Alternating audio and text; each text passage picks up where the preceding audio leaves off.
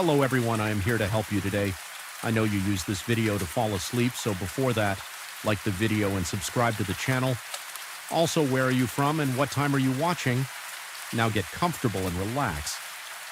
The hallway was a yawning void of shadows and oppressive silence, interrupted only by the faint creaks of ancient floorboards beneath worn carpeting. A single weak bulb flickered overhead, casting elongated shapes on the walls that quivered like living things. From the moment I stepped into that corridor, I felt an intruder, as though I had trespassed on a secret that the building itself did not want me to uncover. My chest tightened at the very air, heavy with neglect and old dust. Even before setting foot in my assigned room, the uneasy grip of the hotel's atmosphere sank hooks of dread into my mind and refused to let go. I had arrived late in the evening for a work trip, my itinerary too cramped to allow me the luxury of a modern hotel closer to the city center. The front desk clerk, with eyes that drifted to the floor more often than they met. My own handed me a tarnished brass key and mentioned in a low tone that I was free to explore the lounge, should I wish. He murmured some half-hearted apology about the building's antiquated facilities. His exact words barely registered because I was too caught up studying in the peeling wallpaper, its floral pattern discolored by what looked like decades of dampness. My stomach churned with a faint sense of unease. I tried to shrug off. After all, I just needed a place to sleep. My room was up 2 flights of creaking stairs. The banister felt sticky under my palm, as though 100 hands over 100 years had left their invisible residue on the wood. A mild smell clung to the air, and the only source of illumination in the corridor was a solitary light fixture flickering erratically, as if uncertain whether to remain lit or plunge everything into darkness. My door number 305 opened with a groan that resonated in the silence. Inside the room was as old-fashioned as expected. A single bed with a carved headboard, a small nightstand with a lamp that cast a feeble glow, and heavy drapes that blocked what little moonlight might have filtered through the radiator. By the wall clicked quietly, spitting out lukewarm air. I set my suitcase down and exhaled, trying to ease the tension in my shoulders as I turned to latch the door. I couldn't help noticing the nameplate on the neighboring room. It had been removed, leaving only 2 rusted screws protruding from the wood. I told myself it was just one more example of the hotel's age. Nothing more. My mind resisted any creeping thoughts about what might have happened to the original nameplate, or why nobody had bothered to replace it. The first sign that something was off came just before midnight. I was lying in bed, the comforter too thin to shield me from the building's pervasive chill. Despite my exhaustion, sleep evaded me. The silence in the corridor had a peculiar quality. It felt alive, stretching and contracting like a held breath. Then I heard footsteps, soft and hesitant, as though someone were pacing back and forth, unsure of where to go or what they intended to do. My heart thumped against my ribcage. I tried to convince myself that maybe another guest was simply restless, or perhaps the old structure was just groaning. With the wind, curiosity got the better of me. I slid out of bed, feeling the rough fibers of the carpet under my bare feet. Each step I took toward the door heightened my anxiety. My pulse roared in my ears as I opened it, expecting to confront someone in the corridor, but there was nothing, only the same weak overhead light quivering. The footsteps ceased the instant I stepped out at the far end of the hallway. I could have sworn I saw a faint movement, a shifting of shadow or a silhouette that vanished as soon as my eyes tried to focus, but that might have been my imagination. The emptiness of the corridor challenged me to prove otherwise. I closed my door softly, trying not to disturb whatever intangible presence might be lurking there. The second I turned around, I heard a slam. It came from the adjacent room, the one missing its nameplate. The sound jolted through me like an electric shock. My hands went cold, and I could hear my breathing raspy and shallow, as if my lungs were suddenly starved of oxygen. I inched closer to the wall that separated my room from the neighboring one, and felt a tremor of fear vibrate in my bones under the door. A narrow strip of yellow light flickered on and off, as if someone inside was pacing with a flashlight. The floor creaked, or maybe it was the bed frame or the radiator. Then came a sound that almost froze the blood in my veins. Something akin to muffled cries, not quite screams, but certainly more than mere whispers. I pressed my ear to the wall, my skin prickling. It was a low moaning interspersed with what sounded like hurried movements, shuffling feet, a jolt of something heavy hitting the floor, and then an abrupt hush. My heart pounded so violently that I half expected it to burst through my ribcage. I had the insane urge to knock on the door to demand to know what was happening in there, but terror rooted me in place. I hesitated for what felt like an eternity before deciding to go to the front desk. By the time I reached the lobby, my breathing had steadied somewhat, but my nerves still buzzed. The clerk looked up at me with an expression that seemed more worried than surprised. I struggled to find the right words, stammering something about the room next to mine and the noises I had heard. He responded in a cautious tone that the adjacent room had been vacant for months, explaining that no one was staying there. I felt my scalp tighten as if a cold finger was sliding across it. I tried to clarify, telling him I had heard a door slam and strange sounds.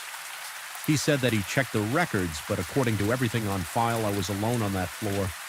I returned to my room more confused than ever.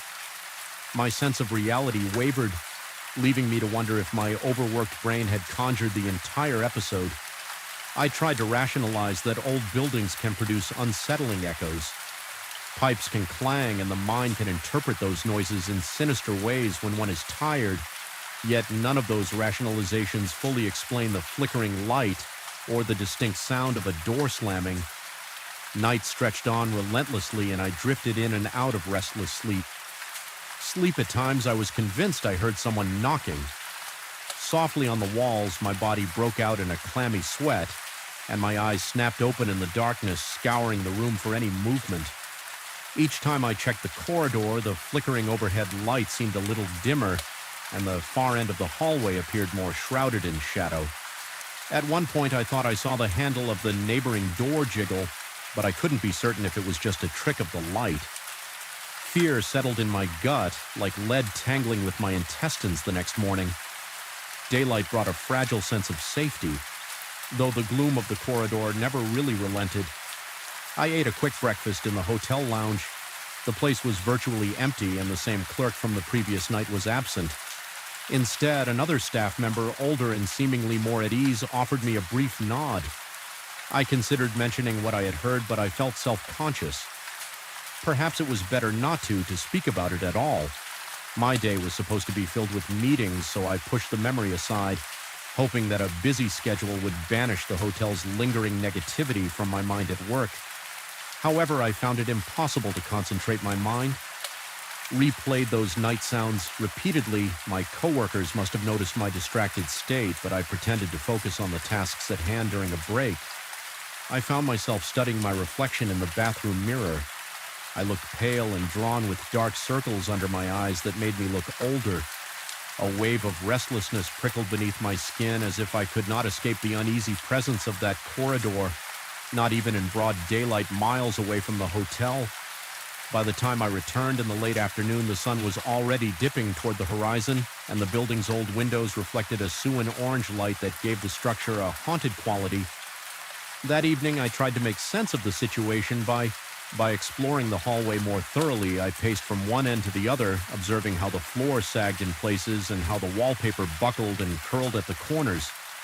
A few doors down, I noticed a small alcove with a dusty mirror and a table that looked centuries old as my gaze passed over the reflective surface.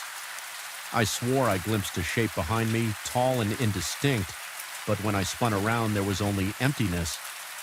The pounding in my chest felt almost unbearable at that point, and goosebumps crawled along my arms. The unsettling feeling of being watched was suffocating. I rushed back to my room with my pulse hammering in my temples. Later, as I lay there in the oppressive silence, I braced myself for another round of unexplained sounds. Sure enough, at around midnight, the footsteps began again. They were more insistent this time, like someone pacing in agitation. My palms went clammy and my breath caught in my throat. Then came the door slam louder than before. I shot upright in bed. Heart lurching, a quick glance at my phone told me it was just past midnight. My mouth had gone dry and every hair on my body stood on end. Determined not to cower in bed, I inched toward the door with every nerve on high alert. The corridor light was even dimmer now, as if the electricity itself were being siphoned. Away by some unseen force, my heart drummed so loudly that it was a miracle I could hear anything else. Yet I did hear it muted, shuffling just behind the door of the vacant room. It sounded like a struggle or a frantic search. My instinct screamed at me to get away, but curiosity urged me to step. Closer, the handle of the door next to mine rattled, and then I witnessed something that made my stomach turn to ice. The door slowly inched open, though no one stood there to push it. I caught a glimpse of the interior, bathed in a flickering, sickly light. The shapes inside were vague, broken furniture, torn curtains, a long corridor of shadows that shouldn't logically exist. Given the room size, my heart thundered, and a sensation like invisible hands clutching my chest robbed me of breath. Then, just as quietly, the door shut itself with a snap that reverberated through the hallway. In a rush of panic, I bolted to the stairs. My legs felt numb, barely able to support me as I stumbled down the desk clerk. The same subdued figure as my first night listened to my incoherent account with the blankest expression. I could sense that he was uneasy. Though he tried to maintain composure, he stated again that the room in question had no guest, had not been rented for a significant period of time, and that if I was disturbed by noises, he could move me to a different floor. I sensed he was accustomed to hearing strange reports. I almost accepted his offer, but an odd determination flared within me. I felt a need to confront whatever was in that room, or else I'd remain forever haunted by the possibilities. So I declined his suggestion and thanked him. Feigning confidence I did not feel back in my own room, I resolutely locked the door and pressed my back against it. My mind swirling with worst-case scenarios, part of me questioned my sanity. Had stress and lack of sleep driven me to imagine it all? Could old Pipe's cunning, reflections, and the building's general disrepair here have conspired to trick me? But no, the memory of that door opening on its own would not be so easily dismissed. The raw terror I felt was too visceral to be a mere figment of imagination. I decided to perform a small test. I wedged a chair under my doorknob to ensure no one or no thing could enter. Then I turned off the lights and pressed my ear to the shared wall. What I heard was faint but undeniable. Whispering a laugh language or an intonation I couldn't decipher, my heart pounded so hard my chest actually ached. There came a low scraping noise as though furniture were being dragged across the floor in that other room. With each scrape, my entire body tensed. A single bead of sweat trickled down my forehead, and my breath came in ragged pulls.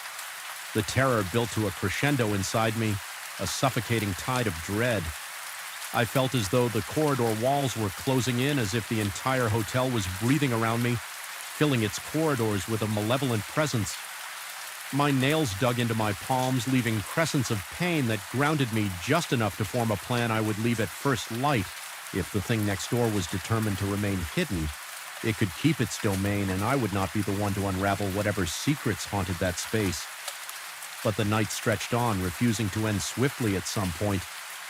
I must have dozed off because I woke to find myself lying on the floor with my back to the wall. A watery gray light filtered through the heavy drapes, suggesting dawn was on the horizon. My limbs were stiff and my neck ached, yet a curious sense of calm washed over me as I realized I had survived another round of those unsettling events without even changing out of my wrinkled clothes. I packed my suitcase, fumbling with the zipper because my fingers shook so badly my mind was set. I needed to escape the suffocating gloom of that hotel before it consumed my sanity. Entirely descending the stairs, I felt a heaviness behind me as though eyes were tracing my every step. But I resisted the urge to look back. Upon reaching the lobby, I found the desk empty except for a handwritten note propped up against a tarnished bell. It merely read that I could leave my key on the counter. Every fiber of my being wanted to run out the front door and never look back yet.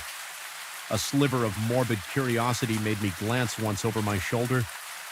There at the top of the stairs, I thought I glimpsed a faint shape, human-like, tall and distinct, and observing me with a stillness that spoke of unspeakable secrets.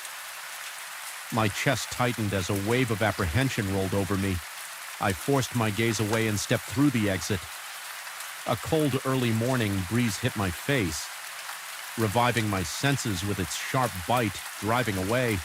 I couldn't shake the sensation that the entire place was some kind of living entity, that the vac room was a wound in its side, festering with something ancient and malevolent. Though I never gleaned its full nature or purpose, I have no desire to return and satisfy that curiosity. Even now, back in the comfort of my own home, I sometimes wake in the dead of night, convinced I hear hesitant footsteps pacing just outside my bedroom door. The memory forces my heart to hammer in my chest until I remind myself that I'm safe. Far from that place still, the impression lingers that whatever called to me from behind the vacant rooms, Doctor wasn't finished, and it may only be a matter of time before it finds a way to stretch its influence. Beyond those crumbling walls, it's a disquieting thought that has burrowed into my subconscious, ensuring that some night's sleep comes only after a final desperate reassurance that my doors are locked, my windows secured, and that the darkness beyond them is just emptiness, not a silent corridor of an ancient hotel waiting to reveal horrors best left unseen. I felt it the moment I stepped out of the elevator, an oppressive, almost tangible sense of isolation pressing in from every corner of the hallway. The overhead fluorescent lights buzzed faintly, casting a weak white glow over the silent corridor.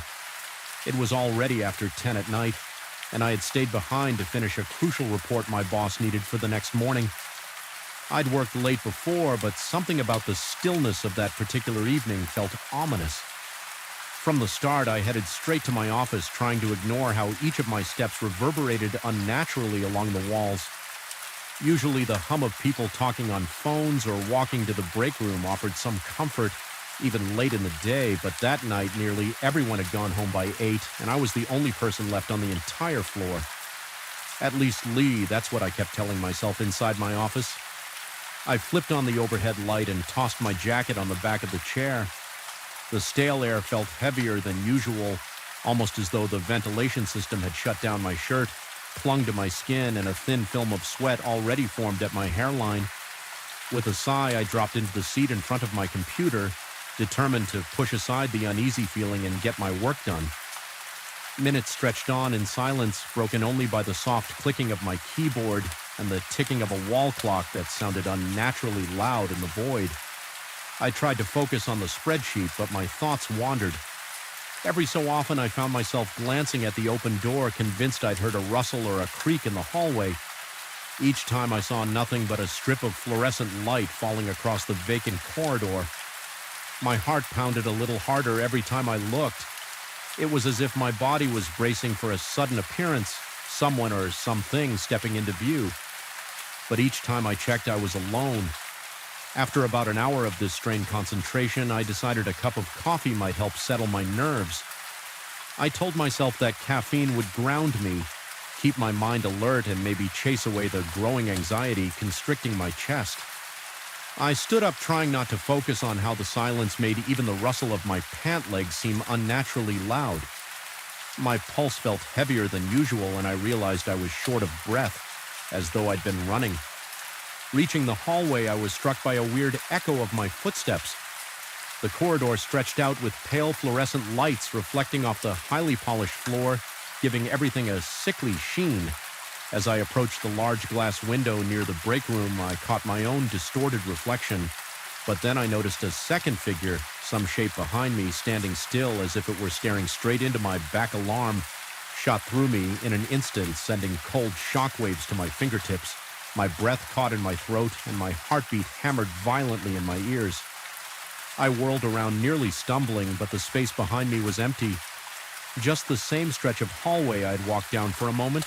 I remained rooted to the spot chest, rising and falling in quick, shallow gasps.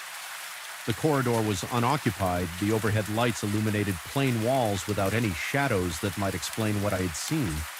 My scalp prickled, and the sweat at my temples felt cold, as if the building's air conditioning had suddenly blasted on, but I heard no roar from the vents, telling myself that maybe my eyes had played a trick in the reflection. I forced my legs to move toward the break room. The sensation that something or someone was observing me didn't fade. My every step felt like a performance for an audience hidden just out of sight. The coffee machine was the only source of noise when I arrived. The mechanical hiss and gurgle as it brewed a fresh cup. I focused on that sound, trying to pretend I was just another late-night worker in an ordinary office scenario, but the hairs on the back of my neck refused to lie flat. My mouth felt parched tongue sticking to the roof, so I gulped water from the faucet while the coffee finished. When the machine beeped, I took the hot cup and made my way back to my office. I tried to calm myself by mentally recapping deadlines and tasks for the rest of the week. It didn't help. Every so often a sudden hush descended, an emptiness that settled over the place like a shroud. A single repeated thought kept coming to mind. I was not alone, no matter how much I told myself otherwise. Back at my desk, I resumed my work. My fingers trembled slightly as I typed, and my concentration was broken by the slightest shift in lighting. Several times I stared at the door. The longer I sat there, the more convinced I became that something lurked in the hallway waiting for me to move. I tried to dismiss it as nerves and overactive imagination fueled by too many horror movies and too little sleep, but deep down there was a primal sense of dread I couldn't shake. Eventually I decided that maybe some music might keep my mind from wandering. I put on my headphones, found a familiar instrumental playlist, and turned the volume low enough so that I could still pick up on any external noise. The gentle melody did help. At first I lost myself in the monotony of data entry. My heart rate slowed and the tightness in my chest began to ease. Then the lights in my office flickered, just a momentary blink like a tired eyelid, but it was enough to make me rip off the headphones. My gaze jumped to the fluorescent tubes overhead, watching as they settled back into a steady hum. I remained frozen for a good 30 seconds listening. The building responded with a kind of low mechanical groan, a sound that drifted through the ventilation ducts like a distant moan. I realized I was gripping the edge of my desk with white, knuckled intensity, letting out a shaky breath. I tried to laugh off the flicker as a normal electrical glitch, but as if on cue, the lights pulsed again, sending a brief strobe effect through the room. In those fractions of a second, I thought I saw movement in the corridor, a silhouette passing by the door. My heart thud in my chest, and my entire body tensed without conscious thought. I got up and crept toward the doorway. My breath was shallow and quick, each inhale feeling like a gulp of stale air. I peered out into the corridor, half expecting to see a shape lurking by the wall. There was nothing. The quiet felt denser than ever, pressing in on me. Filling my ears with an uncomfortable ring, I returned to my desk, forcing myself to keep working. My mind churned with possible explanations. Maybe it was the security guard from downstairs doing a round. But the security guard usually announced himself with a friendly knock or at least the jingle of keys. Then I wondered if a colleague had stayed late without telling me, though that seemed unlikely. Time crawled by and my report was nearly finished, the combination of tension and the chill from the air conditioning. If it was even on, left me shivering intermittently. The coffee, now lukewarm, hadn't done much good. My palms were sweaty, leaving faint smudges on my mouse. I felt sure I heard muffled steps outside the office, but every time I stopped typing to listen, the noise vanished. Eventually, I decided to do a final walk around the floor, half hoping I'd find someone else, half terrified that I would. I left my office light on and ventured down the corridor. The echo of my shoes reverberated against stark white walls. I glanced at the reflective glass as I passed, unable to resist checking it for that figure again. I saw only my reflection, pale, dark-circled eyes, a tired expression. I exhaled in relief. Then I noticed something else behind me in the reflection. One of the doors down the hall looked slightly ajar when I turned to face it. Though the door was completely closed, a chill crawled up my spine, the kind of sensation that makes every hair on your body stand on end. I swallowed hard, my throat suddenly dry. I walked over to that door just to confirm it was locked, or at least shut. Indeed, it was sealed tight. The placard on it indicated an unused storage room, one I'd never really bothered to explore. I put a hand on the knob. It felt cool, almost unnaturally so. Against my warm, clammy palm, I tried to turn it, expecting to find it locked, but it gave way with a loud click. Darkness greeted me on the other side. My chest constricted as a surge of adrenaline coursed through me. I fumbled for a light switch, eventually flipping on a single bulb that buzzed to life, illuminating rows of metal shelves packed with old office supplies. The air inside was stagnant, smelling faintly of dust and cardboard. At a glance, it appeared deserted, just a neglected storeroom. Yet I couldn't shake the feeling that moments before I had caught a glimpse of something else standing in that doorway. My heart pounded so hard I thought I might throw up. I stepped into the room, telling myself I needed to confirm nothing was there. The single light cast harsh shadows against the shelving. My eyes darted from one angle to the next. The hum of the bulb was loud, a continuous droning that set my teeth on edge. I felt a sudden wave of nausea, as though the entire space were pressing in on me. The corners of my vision seemed to shimmer. My mind raced with the question, was I losing it? After a few moments of tense silence, I backed out of the room, flicked the light off, and shut the door. I made sure it locked this time, tugging the handle to confirm it was secure. My hand trembled with each pull, feeling an odd sense of dread. I forced myself away and headed back to my office, determined to gather my things and leave.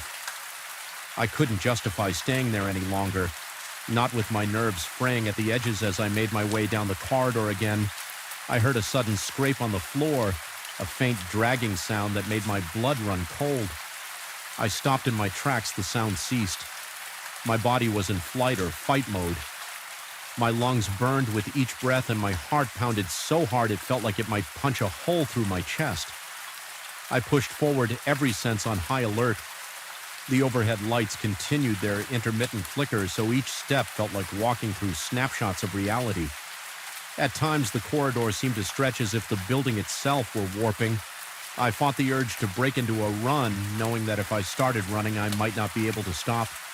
I just wanted to reach my office, grab my briefcase, and get out when I got there. Something was off. The door was ajar, even though I remembered leaving it open wide. My stomach knotted as I peered inside. The overhead fluorescent lights were off, and the only illumination came from the computer monitor. The screen displayed my unfinished spreadsheet, but the rows and columns were glitching, flashing random numbers. My chair sat at an angle as if it had been spun around. I stood at the doorway, paralyzed by indecision. Then I heard a faint whisper like a distant breeze passing through a crack. It could have been the ventilation, except it carried the unmistakable cadence of a voice. The blood drained from my face, and I felt rivulets of sweat roll down my temples. My eyes darted around the dim office, searching for an explanation. My breathing was loud in my own ears, ragged and shallow. For a moment, I questioned whether I was physically safe. Was it a stranger who had wandered in, or something I couldn't understand? A primal instinct roared in my mind, telling me to get away from that office. But my bag and keys were inside, and I refused to leave them behind. Summoning courage from the pit of my stomach, I stepped into the darkness, heart drumming like a warning. My hand groped along the wall until I found the light switch. I pressed it, and the fluorescent lamp above clicked and flickered to life. The room looked as it always did, except for my computer screen, which still glitched with random symbols. Then in the reflection of the monitor, I saw the silhouette again, standing directly behind me. The color drained from my vision. My lungs seized. I whipped around, a strangled gasp escaping my lips. Nothing was there. I backed up against my desk, knocking some papers to the floor. The tension in my muscles was so severe I thought I might collapse under the weight of it. With trembling hands, I forced myself to shut down. The computer grabbed my bag and stumbled into the hallway. The corridor lights flickered in that same erratic pulse, as though they were timed to the pounding of my heart. I made a beeline for the elevator, not daring to look into the reflective windows or the dark corners of the hallway at the elevator doors. I slammed the call button repeatedly. The wait felt interminable. Each second stretched on as I struggled to keep my composure. I thought I heard footsteps behind me again, but I refused to turn around. Every instinct telling me that if I looked, I'd see something I didn't want to see. When the elevator finally arrived with a sterile ding, I nearly leapt inside and jabbed the button for the lobby. The doors slid shut, sealing me in a small fluorescent-lit box that felt almost as claustrophobic as the corridor. The overhead light was harsh.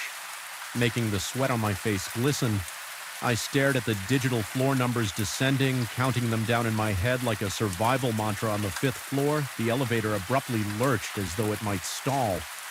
My breath caught in my throat, panic swarming in my mind. I prayed it wouldn't trap me between floors.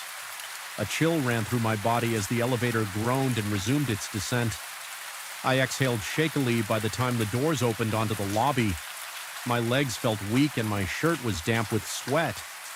The security desk at the ENT entrance was empty, though usually someone was there. 24/7, my boss had earlier sent a text about the guard stepping away for a short break, so I rationalized it was normal yet. The emptiness echoed with menace. I crossed the lobby as quickly as I could without breaking into a sprint. The automatic doors slid open to a mercifully quiet street, bathed in the low glow of street lamps. Outside, the cold night air slapped me in the face, and I gulped it down. Trying to calm the tremors in my body, I hurried to my car, fumbling with my keys. My hands shook uncontrollably, and each breath burned my throat. Once inside, I locked the doors immediately. My shoulders sagged in relief. But my pulse refused to slow. I stared at the looming shape of the office building in the rearview mirror. It stood tall and dark, with only a few lights on each floor, indicating some lingering electrical presence. For a split second, I thought I saw a silhouette in one of the windows, perhaps on my floor, watching me with unwavering intensity. A sick dread churned in my stomach, and I tore my gaze away. Starting the engine as I drove home, my mind churned with questions and fears, replaying every flicker of movement, every suspicious sound. Was it all just exhaustion and an overactive imagination? Or did I truly see something my rational mind fought to categorize it as a product of stress? But the primal terror that had overtaken me refused to yield. All I knew was that the building, once mundane, now felt haunted by an oppressive force that defied logic. Arriving at my apartment, I parked, got out, and forced myself not to look over my shoulder, fighting the creeping paranoia that something had followed me. My skin prickled with the lingering sensation of being watched inside. I double-checked the locks on every door and turned on every light. A cold sweat dripped down the back of my neck as I tried to steady my ragged breathing. I could still feel the adrenaline pulsing through my veins, my muscles twitching with residual panic. I tried to distract myself by flipping on the TV, but the chatter from the screen only reminded me of how alone I felt. My reflection stared back at me from the dark window behind the couch, and for a split second I imagined seeing that silhouette again, hovering close. My chest tightened until I forced myself to blink, reminding myself I was safely at home. Yet no matter how much I reasoned that it was all in my head, the fear lingered, an aftertaste of dread that refused to go away. Even as I settled into bed hours later, every creak of the apartment building set my pulse racing. I kept the light on in the hallway, unable to face complete darkness that night. Sleep came only in fits, broken by nightmares of silent corridors and reflexions that moved independently. Since then, I've questioned my own sanity more than once. I've tried to reassure myself that the late hour, the flickering lights, and the silent hallways concocted the perfect brew of psychological terror, but whenever the memory surfaces, my heartbeat quickens and a cold, nauseating wave of fear grips me. Part of me knows there was something in that office building that night, some presence I can't identify or rationalize away, and even though I escaped the memory of it, clings to me, whispering in the back of my mind that the boundary between what's real and what's imagined isn't nearly as solid as I once believed. I still work at the same company, though I've made it a point never to stay past 7 whenever I find myself near that reflective window after dusk. I can't help but avert my eyes, terrified of what I might see behind me. And some nights when I'm alone at my desk, I swear, I feel a prickling gaze boring into the back of my neck. A voice in my mind begs me to turn around, but I refuse. Gripped by the certainty that if I look, that figure will be waiting silent and motionless, just as it was in the reflection, daring me to confront a terror that defies any explanation I can bear to live with. I arrived at the old cabin just before dusk on a Monday, and the sky was already painted in eerie shades of purple and gray. The wind bled through the towering pines surrounding the property, creating an unsettling chorus that never seemed to stop. Even stepping out of my car felt strangely oppressive, as though the night itself watched me.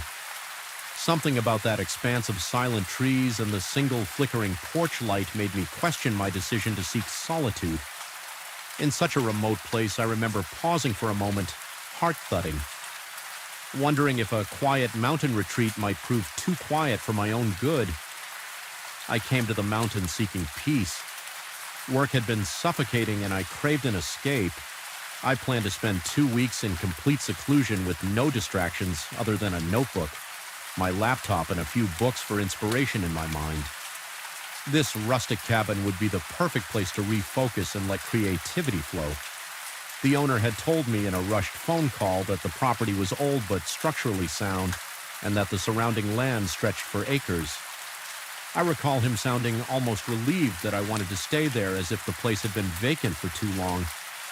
He recommended I arrive before nightfall because the narrow dirt roads became treacherous in the dark, but I almost wanted that sense of danger I'd lost my creative spark months ago, and I hoped that a brush with the unknown might reignite it. The interior of the cabin was modest: bare wooden floors, faded wallpaper, a single bedroom, a small kitchen, and a living area with a stone fireplace. The furniture looked worn, each piece sagging from age or neglect. Despite the musty smell, I could appreciate the old-world charm. I found a small desk in the corner of the living area, perfectly placed near a window that overlooked a stretch of pine trees. It felt right a quiet place to set up my things and let ideas spill onto the pH. If only the atmosphere had remained tranquil on the first night. Everything seemed normal, at least by the standards of an old wooden house in the woods. The floorboards creaked whenever I shifted my weight. A draft slipped through hidden cracks, causing the curtains to flutter. Just enough to catch my attention, I lit a small fire in the fireplace to fight the mountain chill, and its light danced across the walls in a comforting, hypnotic pattern. There was no hum of traffic outside, no lights from neighbors' windows, just the rustling of leaves and branches in the wind. The second day was calm. I walked around the property, marveling at the tall pines that formed a fortress around the cabin. I spotted a small clearing about 100 yards from the porch where the ground sloped into a bed of rocks and moss. Some of the pine trees stood so close together, their branches tangled overhead, effectively blocking out the sunlight. It gave me a sensation akin to stepping into another world, one where daylight light never fully penetrated. Although I felt a slight chill, I convinced myself it was just the cold mountain air. During the afternoon, I wrote a few pages in my notebook, feeling proud of my productivity. The cabin, for a brief moment, seemed like an ideal writer's haven, but that sense of peace vanished. On the third night, I had fallen asleep on the couch, lulled by the crackle of the dwindling fire. The clock on the mantel showed 3:14 a.m. when I abruptly snapped awake. My pulse hammered in my ears, though I couldn't remember dreaming. For a moment, I couldn't place what had disturbed me then. In the silence, I heard a faint murmur, barely audible, coming from outside. It sounded like someone whispering, but the words were unintelligible. My breath caught in my throat, with every beat of my heart. The whisper seemed to inch closer, as if it was right by the window. My skin prickled with sweat, and my fingers trembled when I groped for the flashlight on the coffee table. I forced myself to the window, not daring to turn on any lights inside for fear of making myself visible. When I slowly angled the flashlight toward the porch, the beam revealed only the wooden boards, a battered rocking chair, and shadows dancing in the corner. The murmur stopped. The only sound was the wind cutting through the pines. After several minutes, I convinced myself it had been a trick of my restless mind. Yet my hands didn't stop shaking for a long time, and it took over an hour before I could lie down again. My ears attuned to every creak in the house the next day, I told myself there had to be a logical explanation. Perhaps whine through the branches, or some small animal brushing against the windowsill, determined to stay rational. I spent the morning pacing the perimeter of the cabin, scanning the ground for any clues. Nothing looked disturbed. The porch was dusty, but I saw no foot there. My heart did a small leap of relief. If someone had actually approached the house, they must have left traces, concluding that it was my own anxiety. I returned to my writing, though the words came slower. Now my focus was shot, overshadowed by the memory of that disembodied murmur in the night. But by the fourth night, the whispering returned. I was in bed this time, jolted awake around the same hour by the same low, urgent sound. It was distinct enough to raise the hairs on the back of my neck.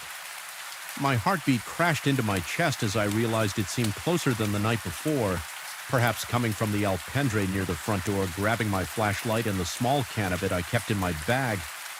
I crept out of the bedroom, a cold sweat trickled down the sides of my face. The boards under my feet groaned, and each sound felt amplified by the silent tension enveloping the cabin. Reaching the front door, I paused, hardly believing I was even considering opening it, but paranoia overcame caution and I flung it open. Shining the flashlight wildly around the porch, the chairs were swaying, squeaking as the wind nudged them. No footprints in the dust, at least none that were clear. The night air felt colder than it should have, and my breath came in ragged puffs.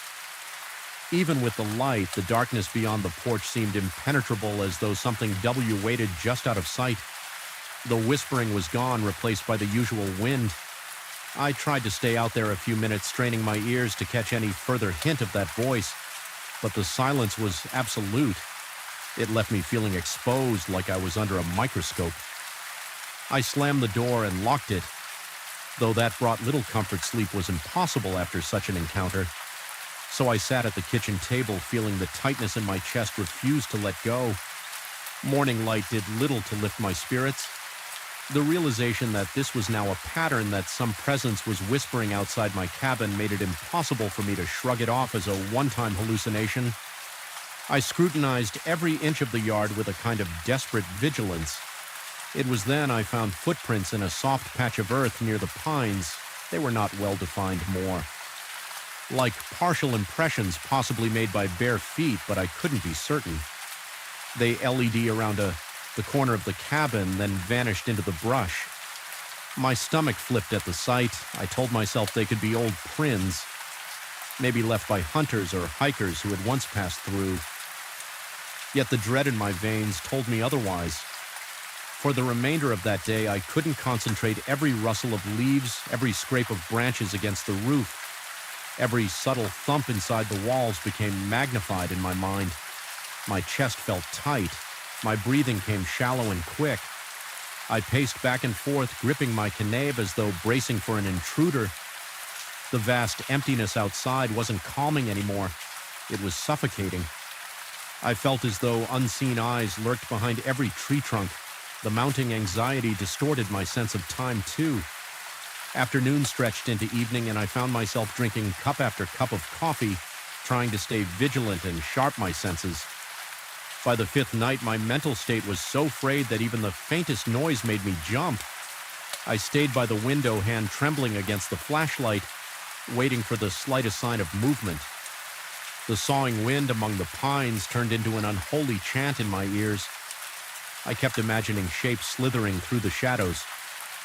My heart thudded so violently it felt like it might bruise my ribs at around 3 a.m. I had taken to checking the clock obsessively. The whispers began. This time they seemed to come from multiple directions, moving around the cabin walls with an unnatural fluidity. I felt dizzy with terror. My fingers went numb around the flashlight as I pressed my ear to the window, trying to make sense of the words. They had no clear meaning. Just a collection of half-formed syllables that sounded both frantic and oddly melodic. There was a moment no longer than a few seconds when I froze and was convinced something peered at me through the window.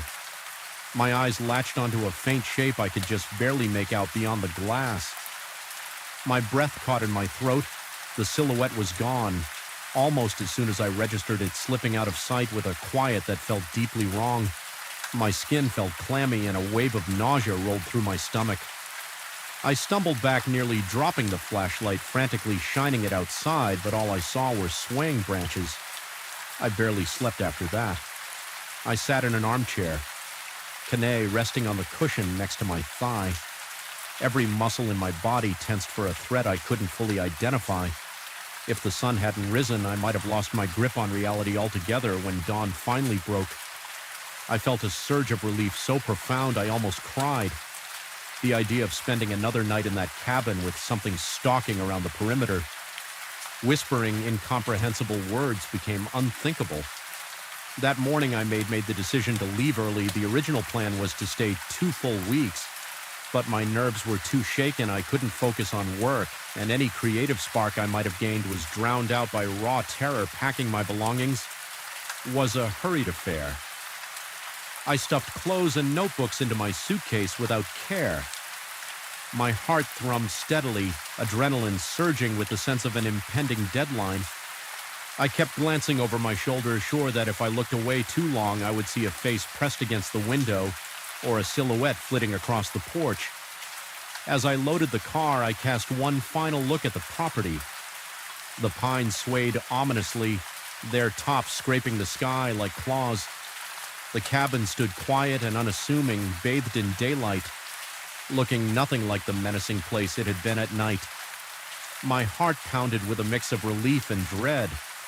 In some twisted way, I had the fleeting impression that the cabin knew I was leaving, that whatever resided there was sorry to see me go.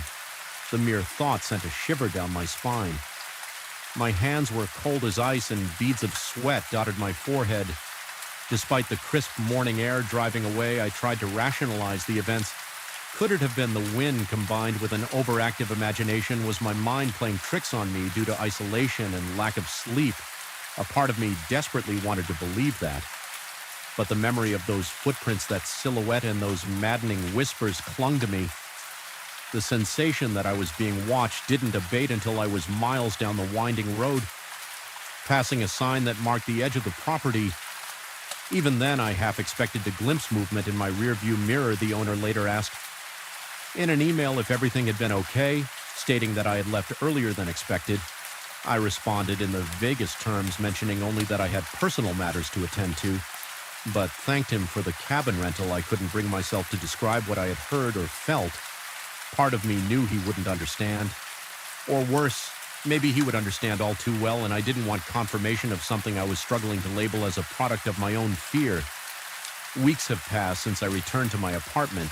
My nights even now are filled with anxious tossing and turning.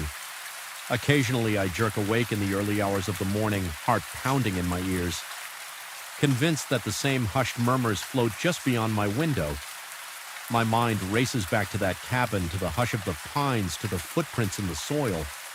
I keep my Canavit on the nightstand, a foolish precaution in a city apartment, but it's the only thing that grants me a small sense of control. I've replayed those nights over and over, dissecting each detail, trying to find a logical thread that might explain it all. I continually come up short.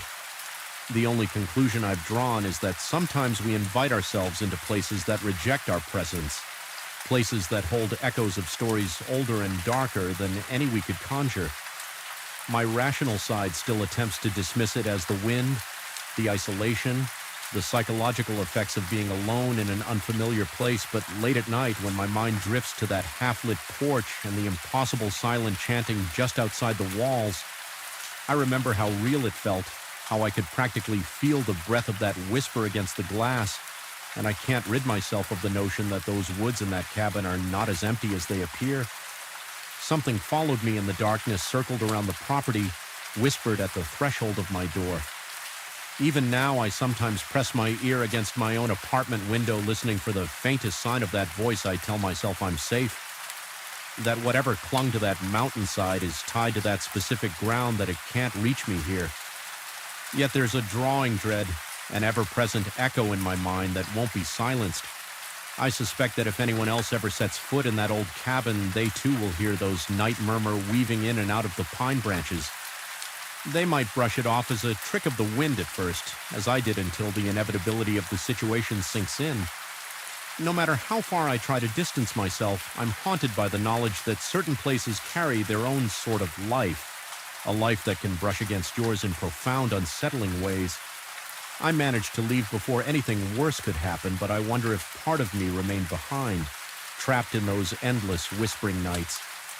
Sometimes it feels as though I'm still in that musty living room, flashlight in one hand, Canofet in the other, holding my breath and waiting for the next murmur to drift through the darkness. And that is a feeling that may never truly go away. And darkness swallowed my new home from the moment I first stepped inside. The thick, stagnant air seemed almost alive, settling heavily on my shoulders as I flicked the light switch in the foyer. A single bulb sputtered to life overhead, casting a weak, quivering glow across walls stained with years of neglect. Right away, a prickle crawled up my spine as if someone hovered just beyond my field of vision.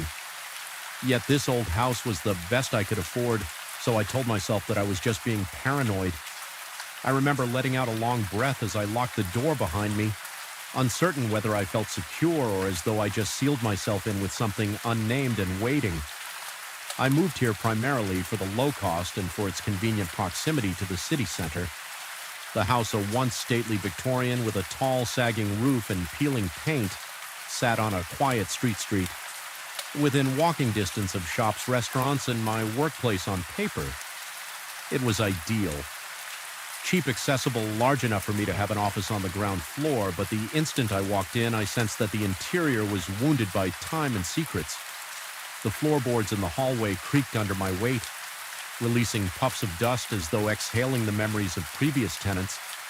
Despite my unease, I forced myself to consider practicalities. Minimal commute, more space, and a price so low it almost felt like theft. Unpacking my few belongings kept me distracted during the first 2 days. I was determined to make this place feel like home, so I scrubbed the surfaces, removed battered curtains that are of mothballs, and opened the windows to let in fresh air. Each room had its own peculiar odor, an earthy mix of mildew and stale perfume that no amount of cleaning seemed to erase. The house responded to my presence with deep groans at night, as if the wood and stone were shifting in protest. I tried not to dwell on those noises, rationalizing them as normal in any old structure. Then came the third night I had fallen asleep around 10 o'clock, exhausted from rearranging furniture and dealing with a leaky faucet in the upstairs bathroom.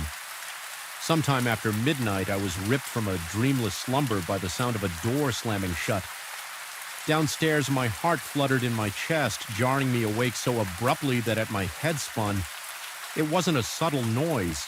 It resonated through the entire house, echoing up the staircase and rattling the frames on the walls. I thought perhaps I'd left a window open somewhere and a gust of wind had caught. A door, that's what I told myself as I got out of bed, ignoring the cold sweat that dotted my forehead as I slipped into my slippers. The silence thickened. There was no sign of wind, no whisper of an open window. The house was as still as a tomb. My mouth went dry and I had to force down a lump in my throat carefully. I opened my bedroom door, pausing when I noticed the hallways. Darkness seemed even denser than before. Every hair on my arm stood on end. The old boards groaned beneath my feet, each step echoing like a lament. Reaching the top of the stairs, I flicked the switch on the wall and a single overhead bulb cast a sickly glow, revealing the narrow staircase leading down the wood looked damp, the steps worn, smooth by decades of foot traffic. Descending slowly, I heard no further noises, but the tension in the air made it hard to breathe. The living room to my left stood still and gray in the gloom. I glanced toward the front door. Still locked, the small window by the entry did not reveal any movement outside. I took a shaky breath, walking through the dining area and the kitchen at the back. Every door, including the one leading to the backyard, was locked from the inside with no sign of forced ENT entry. My heart pounded harder. Logic told me there was no one else inside. Yet I felt a presence so tangible I nearly stumbled. A quick look at my watch showed it was just after 2 in the morning. I decided to head back upstairs forcibly, calming my thoughts by telling myself I'd been dreaming, or maybe a window had slammed shut and latched itself. But as I returned to the base of the stairs, I froze. The door to my room, where I had just come from, stood firmly shut. I knew I had left it open. My pulse thundered in my ears as I reached for the banister. That door had been ajar. I was certain the hair on the back of my neck stood stiff, and I felt a trickle of sweat roll down my temple. Moving quietly, I crept up each step with each footfall. The sense of being watched intensified. My fingers trembled as I touched the doorknob to my room. The metal felt strangely warm, as though someone had just grasped it from the other side. I attempted to steady my breathing as I stood there. The knob jerked subtly in my hand, twisting under my palm, no push accompanied. The twist just that terrifying rotation as if invisible fingers were testing it. My throat went tight, and for a few seconds I couldn't do anything but watch the metal spin in place. Moving as though guided by an unseen hand, I whispered to myself that I had to stay calm, that maybe the old mechanics of the door were sticking. But even as I tried to rationalize it, I felt my chest constricting my lungs, desperate for a proper breath. My heart hammered so forcefully that each beat felt like a strike against my ribs. Finally, I mustered the nerve to push the door open. The room beyond was empty, illuminated by a single lamp I had left on the window was shut. The curtain still, and not a single shadow flickered. Shaking, I closed the door behind me, turning the lock before pressing my back against the wood. I listened intently for several minutes, hearing only the unsteady rhythm of my own breathing. Then gradually exhaustion and a creeping sense of normalcy lulled me into an uneasy sleep the next morning. The events of the night seemed hazy, like a nightmare that lingered at the edge of consciousness. I went about my day intentionally avoiding the darkest corners of the house. My routine was ordinary. I brewed coffee, checked work emails, and showered in the daylight. Everything looked merely old and in need of renovation, not necessarily haunted or dangerous, yet a persistent anxiety gwetted me, making even mundane tasks feel loaded with dread. I told a coworker over the phone that I was adapting to the house's quirks. I said it with a laugh that sounded forced, hoping the conversation would convince me to believe my own words. That evening, I tried to find some records about the house's history at the local library. My research turned up vague hints of prior owners selling it, quickly never staying more than a few months. One source implied the building had been used as a boarding house decades ago, but no official documentation confirmed that. A neighbor I encountered on my way home mentioned in hushed tones that the house had a reputation for giving people the creeps. She quickly changed the subject, though, and diverted the conversation to more neutral territory. I sensed she didn't want to talk about it further as darkness fell again. My nerves started tingling with anticipation. I left all the downstairs lights on, determined not to let my imagination run wild in the shadows. I checked every door and window, testing the locks multiple times. Despite these efforts, an unease settled in my stomach like a knot. My mind wandered, replaying the twisting doorknob over and over, amplifying the memory until it felt like a threat I couldn't escape when I finally went to bed. Exhaustion fought with apprehension, but eventually sleep seized me.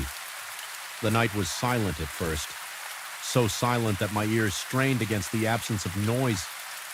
Then a soft thumping began like a muffled knock. It was so faint that at first I believed it was my pulse pounding in my ears. But as it grew louder, I realized it was coming from behind the walls, moving at irregular intervals, sometimes times near my headboard, sometimes seeming to shuffle toward the ceiling. My body tensed, and I felt the hairs on my arms prickle again. My breath stuttered in shallow gasps. I wanted to jump out of bed, but I couldn't summon the courage to fling my door open and chase the sound in the dark. Instead, I lay there skin clammy, waiting for morning. Eventually, exhaustion overtook me, and I drifted into a restless nightmare, fueled sleep over the next several nights. The strange incidents compounded. The faint thumping evolved into scratching sounds emanating from behind the walls. A rancid odor began to waft through the kitchen whenever I flicked on the light, only to vanish moments later. A cold spot developed in the upstairs hallway directly in front of the door to a small linen closet. Each time I passed it, my breath turned to fog in the air, and my body was racked by violent shivering. I considered whether there could be mold, a draft, or a hidden vent, but nothing logical accounted for the intensity or suddenness of that chill one evening as I approached the closet to investigate. My flashlight flickered erratically, casting wild shadows across the walls. A buzzing sensation coursed through my arm, making me drop the flashlight before I could pick it up. The closet door rattled violently. My knees nearly buckled with fear, and my heart pounded so hard that black spots danced in my vision. I retreated to my bedroom, slamming the door. My hands trembled so badly I had trouble locking it. I could feel a tingling under my skin as though adrenaline surged through every cell.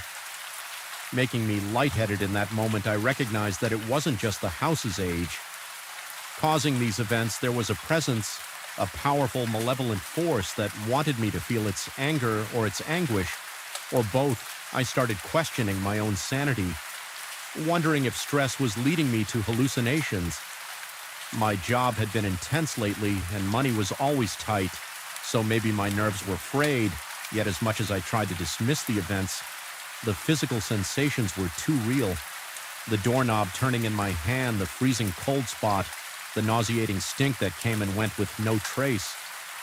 Each of those experiences left me drained on edge, convinced that something beyond the realm of explanation was targeting me. One particularly harrowing night, I woke around 3 a.m. to the sounds of frantic movement downstairs. It resembled heavy footsteps pacing through the living room, accompanied by muffled bangs as if furniture was being shoved or toppled. Despite how terrifying that might have been for anyone else, a strange cold determination settled over me. I decided that I couldn't keep cowering in my room. I picked up a metal flashlight, my only real weapon, and forced myself to descend the stairs. My heart thundered, my breathing quick and shallow. My palms left sweat stains on the flashlight's grip. When I reached the living room, I found it in perfect order. No chairs overturned, no furniture moved, not a single rug out of place. The only sign of disturbance was the thick coat of dust, dancing in the beam of my flashlight as though the air had been violently stirred just moments before then. From the corner of my vision, I saw a shape flicker by the window, a human-like silhouette that vanished the instant I whirled around to confront it for one heart-stopping second. I thought I felt something brush against my shoulder. A breath of cold air slid across my neck, and I let out a shuddering gasp. My stomach twisted with revulsion, and I nearly stumbled backward, my legs weak from fear. I spent the following day in a stupor, eyes blurry from lack of sleep, nerves so frazzled that even the hum of the refrigerator made me jump. I remember telling a friend on the phone in as casual a tone as I could manage that maybe it was time for me to contact someone with expertise in these matters. My friend suggested over the phone in a vague, uncertain way that I might want to have the house inspected for structural issues, or to see if there was some scientific explanation, though. He didn't say the words out loud. I sensed he suspected something else might be going on. Perhaps something best handled by a medium or a spiritual healer after hanging him up. I felt a surge of desperation. I could not continue living like this. Before I could act on that desperation, the house made a move of its own. Late that afternoon, an oppressive feeling of dread overwhelmed me as I walked into the upstairs hallway. The cold spot was back stronger than ever, and I was hit with the unmistakable sense of being watched. It felt as though eyes were boring into my back. Following my every move, I spun around, seeing no one but the linen closet door creeped open on its own, revealing shadowy darkness within. A foul stench billowed out, making my stomach churn. My flashlight flickered again, the beam dancing on shelves lined with old towels. Something behind those towels drew my focus, a section of plaster that looked uneven, almost wet. My pulse quickened as I reached out. Pushing the towels aside, the plaster practically crumbled at my touch. Closing a narrow gap in the wall, it was pitch black, but the smell was stronger here. Decay mingled with something sour. I shone the flashlight and the beam landed on a small recess where something glinted. Steeling myself, I reached in and pulled out a dusty metal box. The lid was slightly ajar. Inside were yellowed photographs, letters, and bits of tarnished jewelry. The letters were written in a neat hand, detailing repeated experience. S in the house footsteps, whispers at night, doors slamming. It was as though I was reading my own account, but from someone who had lived here decades before me. A wave of nausea hit me. My vision blurred momentarily, and my heartbeat accelerated so violently I thought I might faint. The letters ended abruptly, with the writer explaining they were leaving the house for good. No mention of what they believed was tormenting them. Only that they couldn't bear it any longer. Their parting note read in scrolled handwriting that if anyone found this box, they should do the same. My chest felt tight, and I forced myself to breathe slowly to avoid spiraling into a panic attack. I realized then that I wasn't just reading a relic of the past, I was confronting my own terrifying present. A wave of dread poured through me, cold as ice water. The words felt like a direct warning from someone who had endured what I was enduring. The walls seemed to close in, and every sound in the house magnified the drip of the faucet, the hum of the electricity, the frantic pounding of my heart, clutching the box. I made a decision I would not let this presence consume me with fear. It was time to go. I gathered the items that mattered most. My wallet phone, a change of clothes. The rational part of my mind told me to grab more, but I didn't dare stay a minute longer than necessary. My lungs felt like they were on fire. From panting in short, sharp bursts with trembling hands, I walked down the stairs, half expecting the door to the outside to slam shut or lock itself, but it didn't. There was only a quiet sense of anticipation in the air, as if the entity within the walls was watching to see if I would run or stand my ground. When I reached the front door, I felt a final rush of cold behind me, a presence so close it sent goosebumps rippling across my skin for the briefest moment. I sensed something looming over my shoulder, an unseen shape that radiated malice and desperation. My heart thudded painfully, and I gripped the doorknob, flinging the door open with more force than necessary. It crashed against the wall, letting a flood of cool night air wash over me like a cleansing wave. I stepped outside and turned to face the interior. In the glow from the streetlight, the foyer looked innocently old, just a worn entryway in a house that needed care. Yet I knew what lay beyond that veneer. There was a malevolence in those walls that no amount of renovation could erase. Even standing on the threshold, my skin prickled, and the small hairs at the back of my neck stood on end. It felt like the house itself was breathing slowly, a living, pulsing entity resentful of my departure. I left that night, not bothering to lock the door behind me. My pulse gradually slowed as I walked down the sidewalk, getting farther from the porch. I could feel the weight lifting off my shoulders with each step. Yet even now, I can't completely shake the oppressive sensation that clung to me during those final moments.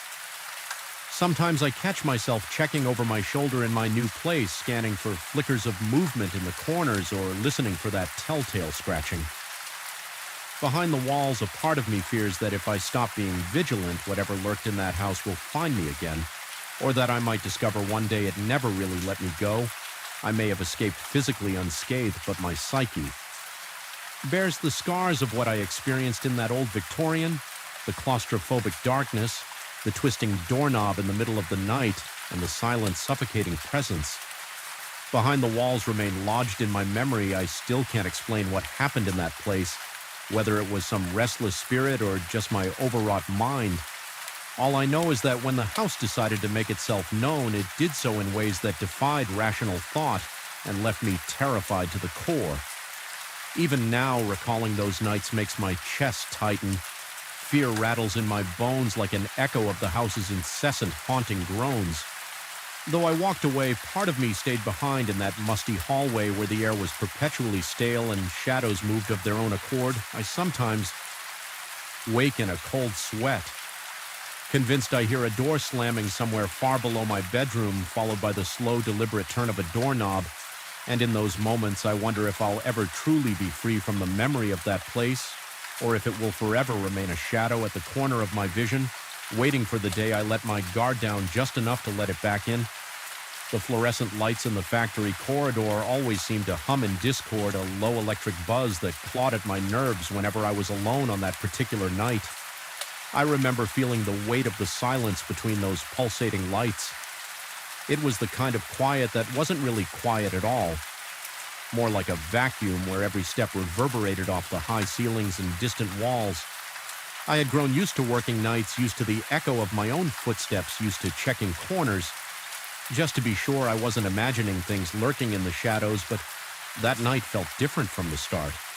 There was a suffocating pressure in the air, a nagging sense that I wasn't the only one haunting those corridors. I clocked in just before midnight. The usual routine, the factory operated 24 hours a day, churning out machinery parts with an endless mechanical roar that sometimes stopped making sense. If I listened too closely, my shift was typically spent walking the perimeter, making sure the machines were running smoothly and the emergency systems were in check. The managers like to have someone on site who could react to power outages, accidents, or the occasional short circuit that rattled the production line. I never minded the loneliness. In some ways, it was a relief not to be stuck in a crowd. Yet that night, loneliness became something else, a primal fear of emptiness. An hour into my shift, I noticed an emergency light in the far corridor flickering ominously. Its pale dying glow illuminated a narrow stretch of wall revealing scuffed paint and years of grime where people rarely walked. I thought it was just a loose connection or an old bulb. Nothing out of the ordinary, but the way it kept sputtering, flashing erratically, gave me a gnawing feeling in the pit of my stomach. I decided to change the bulb right away, mostly to prevent any potential electrical issues, but also to shake off the uneasy sensation that kept crawling up my spine as I approached. I heard a faint tap-tap echo through the corridor. It might have been the sound of dripping water from one of the exposed pipes overhead. The building was old, and random noises were not unusual. Still, something about that rhythm made my heart pound. I tried to ignore it, focusing instead on the flickering light above me. I dragged a small stepladder closer, carefully climbed up and began unscrewing the old bulb halfway through the process. I glanced down the corridor to ensure nothing was rolling toward me. Forklifts and pallet jacks sometimes got left out, and I didn't want to be in anyone's path. That's when I saw it, a shadow on the far wall, distinctly human in shape, standing perfectly still. I froze at first. I assumed it had to be my own silhouette cast by the sporadic light. But the angle was all wrong. I leaned left, leaned right, wiggled my arm slightly. My own shadow should have shifted too, but this one didn't budge. It remained static like a dark stain on the concrete blocks, as if it were watching me. My pulse raced. My fingers felt clammy against the ladder rungs, and I had to steady my breathing. I tried to rationalize maybe there was another light source behind me or some trick of perspective. I glanced around for anything that could project such a shape, but there was nothing except the occasional overhead lamp and the flickering emergency bulb as I resumed unscrewing the old light. I caught another glimpse. The shape had moved not by a large distance, but enough to notice it wasn't a graceful shift. More like a sudden jerk, as though it had stepped through the wall and now hovered half inside. Half outside, I nearly dropped the replacement bulb. My heart hammered so loudly I could feel the throbbing in my ears. I forced myself to breathe through my nose, trying to stay calm. The bulb needed to be replaced, so I focused on that task, thinking that once I had a steady light, I could get a better look the moment I fit the new bulb in its socket and twisted it tight. The corridor lit up in a harsh fluorescent wash. I looked back at the wall. The shadow was gone. Every hair on my body stood on end. Even though the shape had vanished, I felt sure that I was not alone. The corridor seemed to breathe in unison with me, as if alive and aware. My palms were slick with sweat, and my heartbeat pounded in my throat. I told myself that exhaustion was playing tricks, that maybe I needed a break, but I couldn't shake the lingering dread that clung to me like a second skin. I climbed down and returned the ladder to the maintenance closet. On my way, I passed one of the break rooms. A coworker was inside finishing a cup of coffee.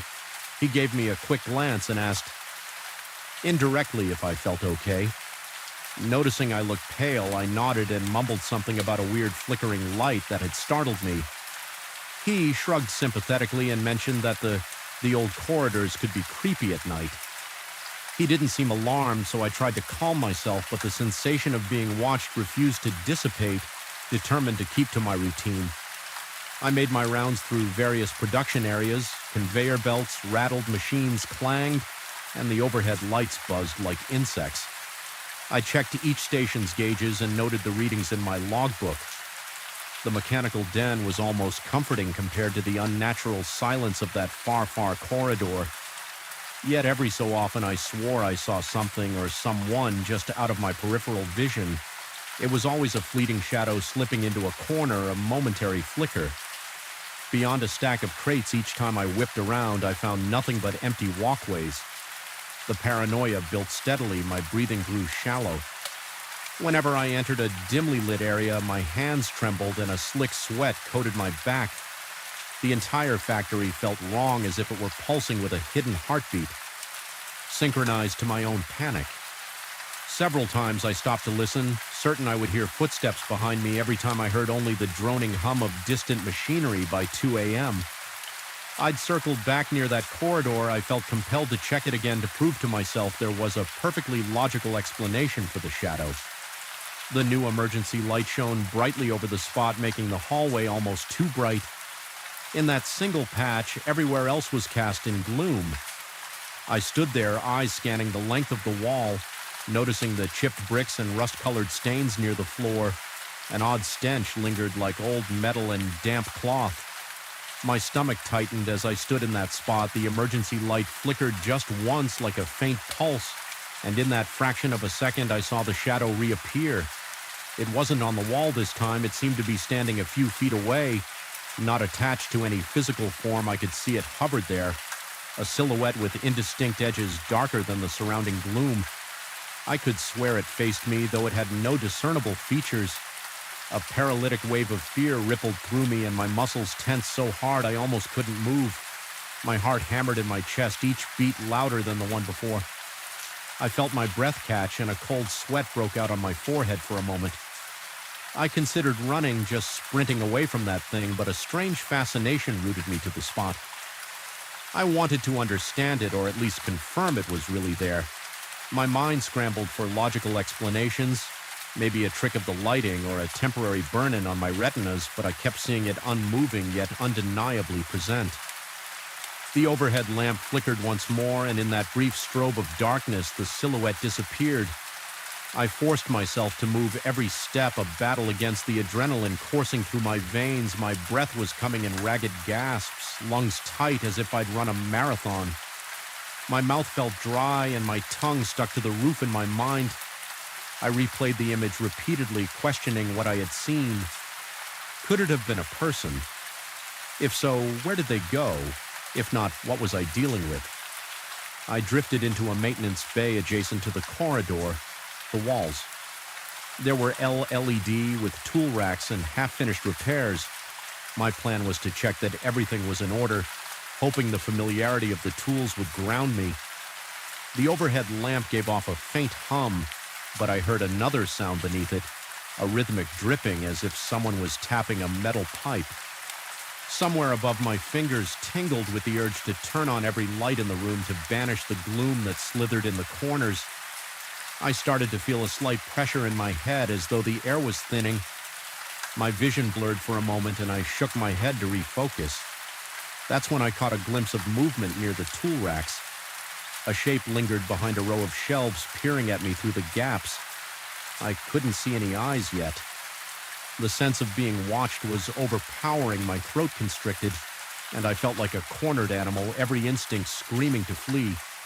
I backed away, my chest so tight I could hardly breathe. The shape glided out from behind the shelves, closer now, but still impossible to define. It was as if the air itself had darkened, forming a void that flexed and pulsed. My heart pounded so violently that I felt nauseated. I tried to speak, maybe to call out, but my voice wouldn't come. Silence pressed in my mind. I ordered my legs to move, and finally they obeyed. I stumbled back into the corridor, half running, half staggering. My footsteps echoed insanely, slapping the concrete floor with frenzied force. At every turn, I sensed that presence behind me, as if it were following just outside my field of vision. My peripheral caught hints of a flicker or glimmer of darkness that vanished whenever I spun around. Eventually, I reached the main production floor. The cacophony of the machines felt like a blessing, a wall of sound that drowned out my fear. For a moment, workers were stationed at intervals, each busy with their tasks. They paid little attention to me as I approached, though. A few seemed concerned by my distraught expression. One of them asked indirectly if I needed to sit down. I nodded. Deciding it would be best to take a short break, I found a secluded corner behind stacked pallets, trying to steady my breathing. My clothes clung to my damp skin, and my hand shook uncontrollably. The sense of something trailing me remained like a pair of eyes locked onto the back of my skull as the minutes ticked by. I tried to convince myself I was overreacting. Perhaps the flickering lights and labyrinth of corridors had turned my imagination against me still. Each time I closed my eyes, I saw that silhouette. My body wouldn't stop trembling. The hum of the factory became distant and hollow as if I were hearing it underwater. Finally, I decided I couldn't spend the rest of my shift cowering. I needed some form of closure, forcing my quivering legs to move. I headed back to that corridor one.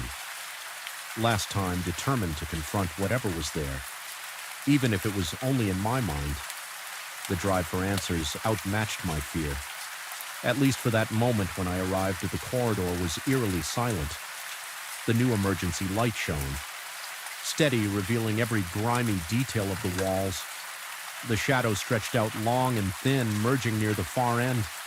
My heart throbbed in my chest, but I forced myself to walk forward. Each step felt heavier than the last. About halfway down, I heard a faint whisper, soft as a breeze sliding through cracks. It was unintelligible, yet it raised the hair on the back of my neck. I stopped and scanned the hallway. Waiting, the light flickered, once briefly plunging the corridor into dimness. In that heartbeat of near dark, I saw the silhouette again, just inches from me this time, towering silent and impossibly black. A jolt of pure terror coursed through me. I stumbled back, nearly falling. My pulse raced out of control, pounding like thunder. A primal surge of fight or flight erupted inside me. Adrenaline demanded that I defend myself. But against what my mouth was dry, my hands tingled, and my breathing sounded ragged to my own ears. I steadied myself against the wall, and in the steady glow that followed, the shape was gone again. Only my own frantic breathing and the flickering light remained, though I saw nothing. The feeling of another presence was overwhelming. My instincts screamed that something was there just beyond my field of vision, waiting for my next move. I took a deep breath and willed myself to speak, though my voice came out in a raspy hiss. I demanded that if something was there, it show itself. The corridor remained silent except for a metallic dripping. In the distance, a wave of dread rolled through me as if the entire building was holding its breath. Waiting in the end, I realized I couldn't withstand that confrontation any longer. There was no question of courage. It was as if the air itself had become thick with foreboding. Pressing down on my chest, my mind, rational or not, believed this place harbored a presence I couldn't explain. I turned and walked away, forcing my trembling legs to carry me every few steps. I glanced over my shoulder, half expecting to see that figure behind me. All I saw was the bright glow of the emergency light steadily illuminating an empty corridor. I finished my shift feeling drained both physically and mentally. My supervisor asked indirectly about my condition. Concerned by my perspiration and shaking hands, I offered a vague explanation about a near accident with a piece of machinery, not daring to say anything that would make me sound unhinged. The truth was lodged somewhere in my own mind, and I wasn't even sure I believed it. Still, I knew in my gut that whatever I had seen was real, at least real enough to haunt me now. Whenever I look back, I can still feel the prickling sensation at the base of my skull, as if that shadow still watches me from behind some invisible veil. I never spoke openly about it again. I continued my routine for the remainder of my time at the F factory, meticulously avoiding that corridor whenever possible. When avoidance wasn't an option, I moved through it as fast as I could, eyes forward, doing my best not to look at the walls. Yet even with my gaze locked ahead, I would still sense it there, a silent silhouette waiting in the periphery of my vision, challenging my sanity. It never attacked me, never touched me in any tangible way, but the quiet, oppressive aura it projected was enough to keep me on edge.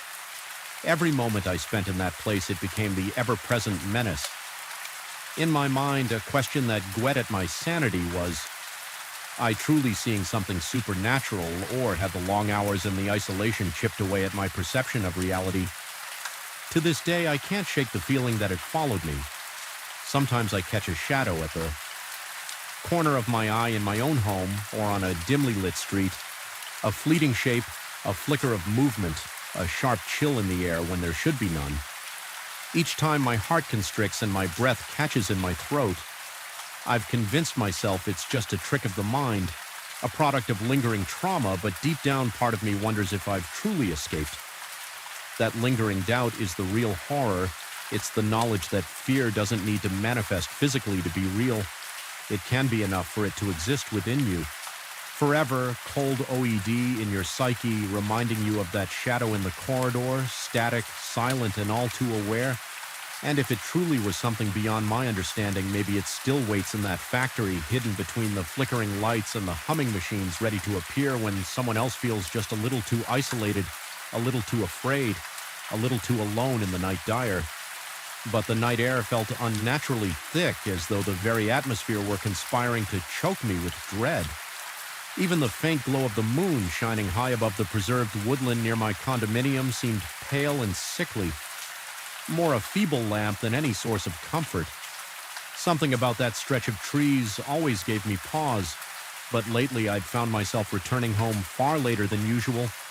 My shift at work running into long hours, and each time I approached the parking lot that bordered the woods, I sensed I wasn't alone.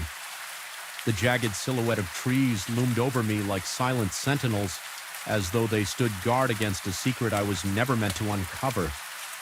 My name is Victor. I'm an ordinary man who moved to this condo for a bit of peace and quiet. Initially, I was thrilled that my building backed onto a segment of untouched forest. There was something romantic, almost comforting in the idea of nature being just a few steps away. But recently, that comfort had twisted into a source of persistent unease. It started innocuously. I would park my car late at night, stepping out into the crisp evening air and think, I saw movement between the trees, just a flicker like a shadow that darted out of sight. At first, I dismissed it as a trick of the eyes or the wind stirring the underbrush, but it didn't stop. There were nights when I swore I caught a glimpse of a figure leaning around a trunk, almost like someone was peering out, then ducking back in. As soon as I turned my head, rationality told me it was probably a night guard or maybe some trespasser lost in the darkness. Still, my skin would prickle and a chill would settle in my gut. That lingered long after I'd reached the safety of my front door. One particular evening, I decided I'd had enough. My curiosity and a certain stubborn pride compelled me to investigate. I grabbed my flashlight from the trunk of my car and strode into the tree line, determined to prove to myself there was nothing to fear. The beam of light cut through the dimness, illuminating every gnarled root, every twisted fern, but no sign of a person. No footprints, no branches snapped in an obvious path. And yet as I stood there scanning the darkness, I heard a faint sigh. It was soft, almost imperceptible, but unmistakably human. My heart lurched and the hair on my arm stood on end. I whipped the flashlight around in a frantic arc, but all I saw were ancient trunks and thick clusters of leaves.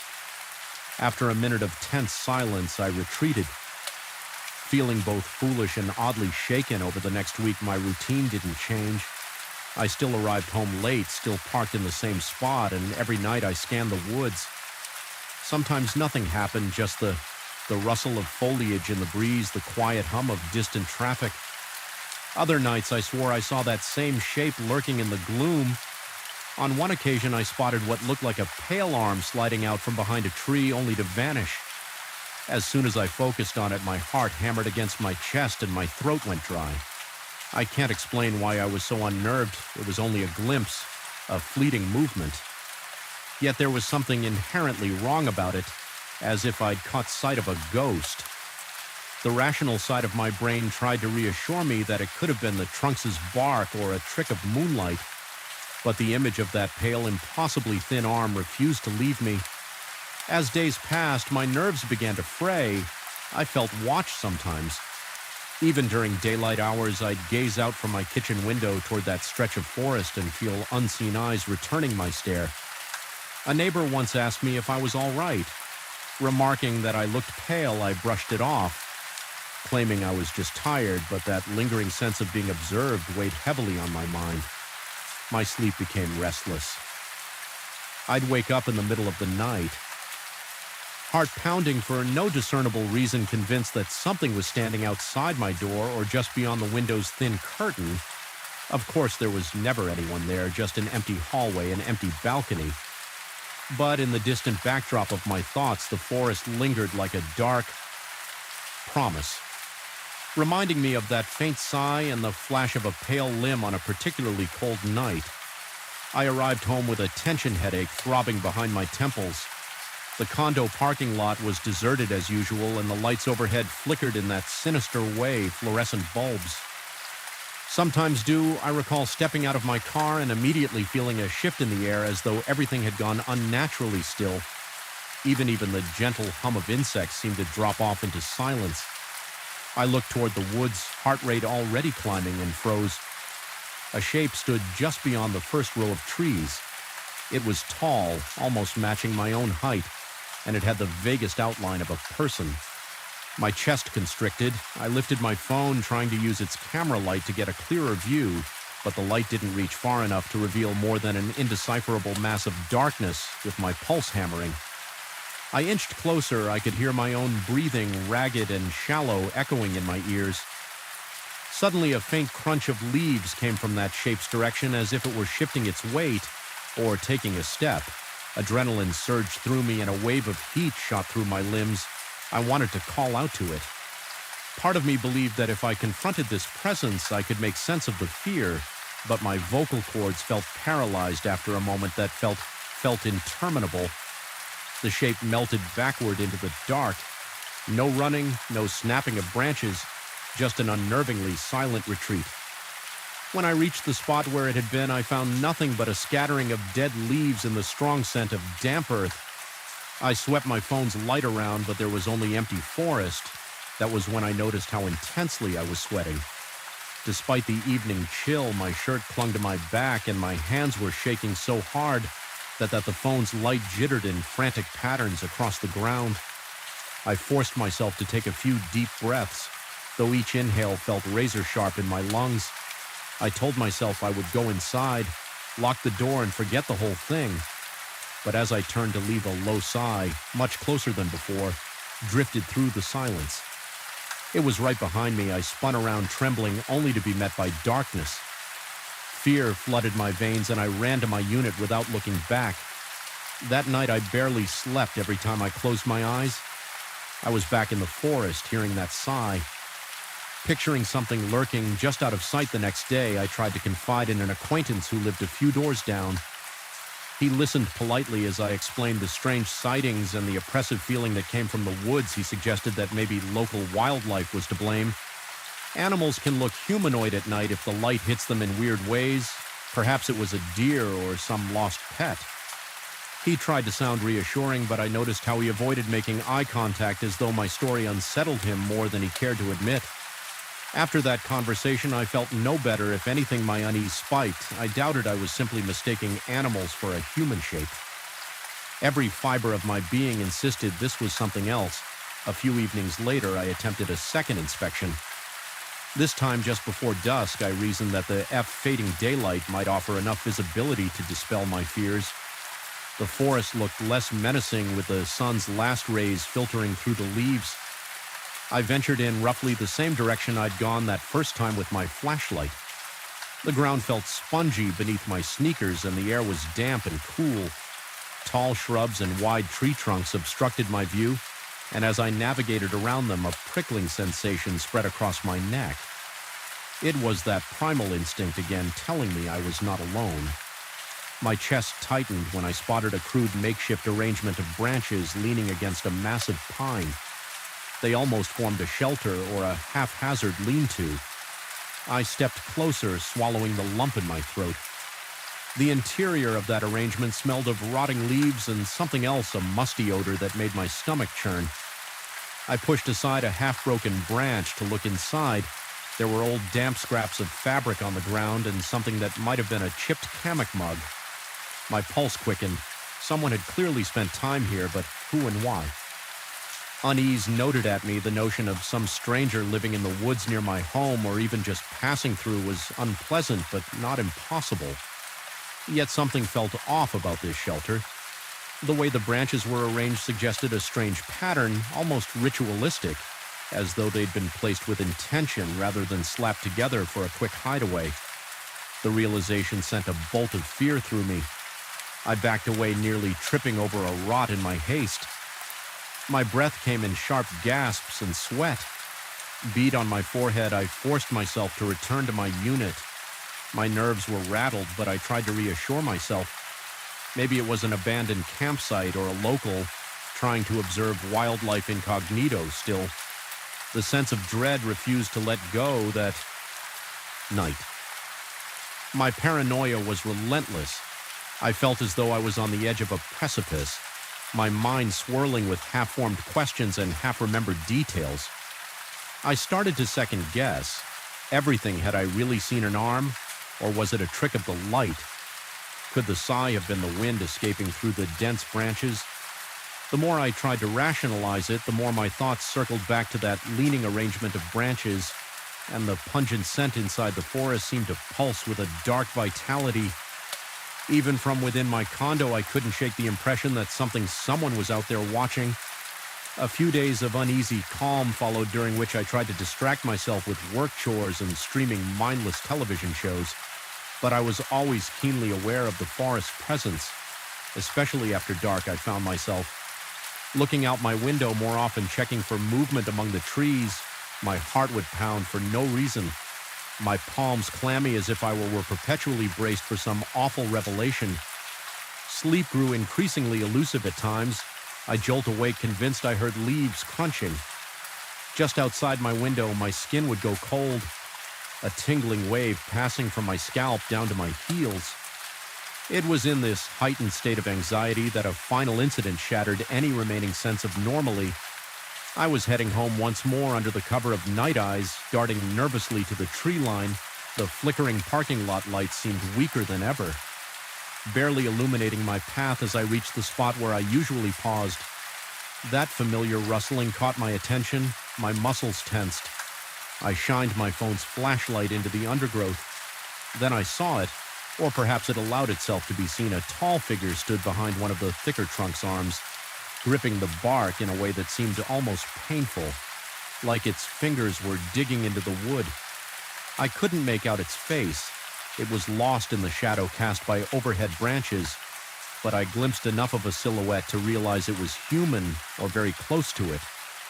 My heart pounded so violently I thought I might faint.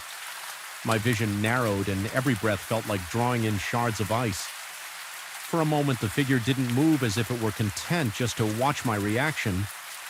Then in one fluid motion, it slid around the trunk to zap, appearing into the darkness. I don't remember dropping my phone, but I heard it hit the asphalt. My mind screamed at me to run, yet my legs were locked in place. A numbness began to creep up from my ankles, as if some invisible force wanted me to remain frozen there.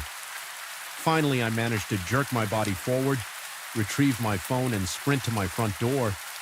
My entire torso was drenched in cold sweat by the time I slammed the door shut behind me.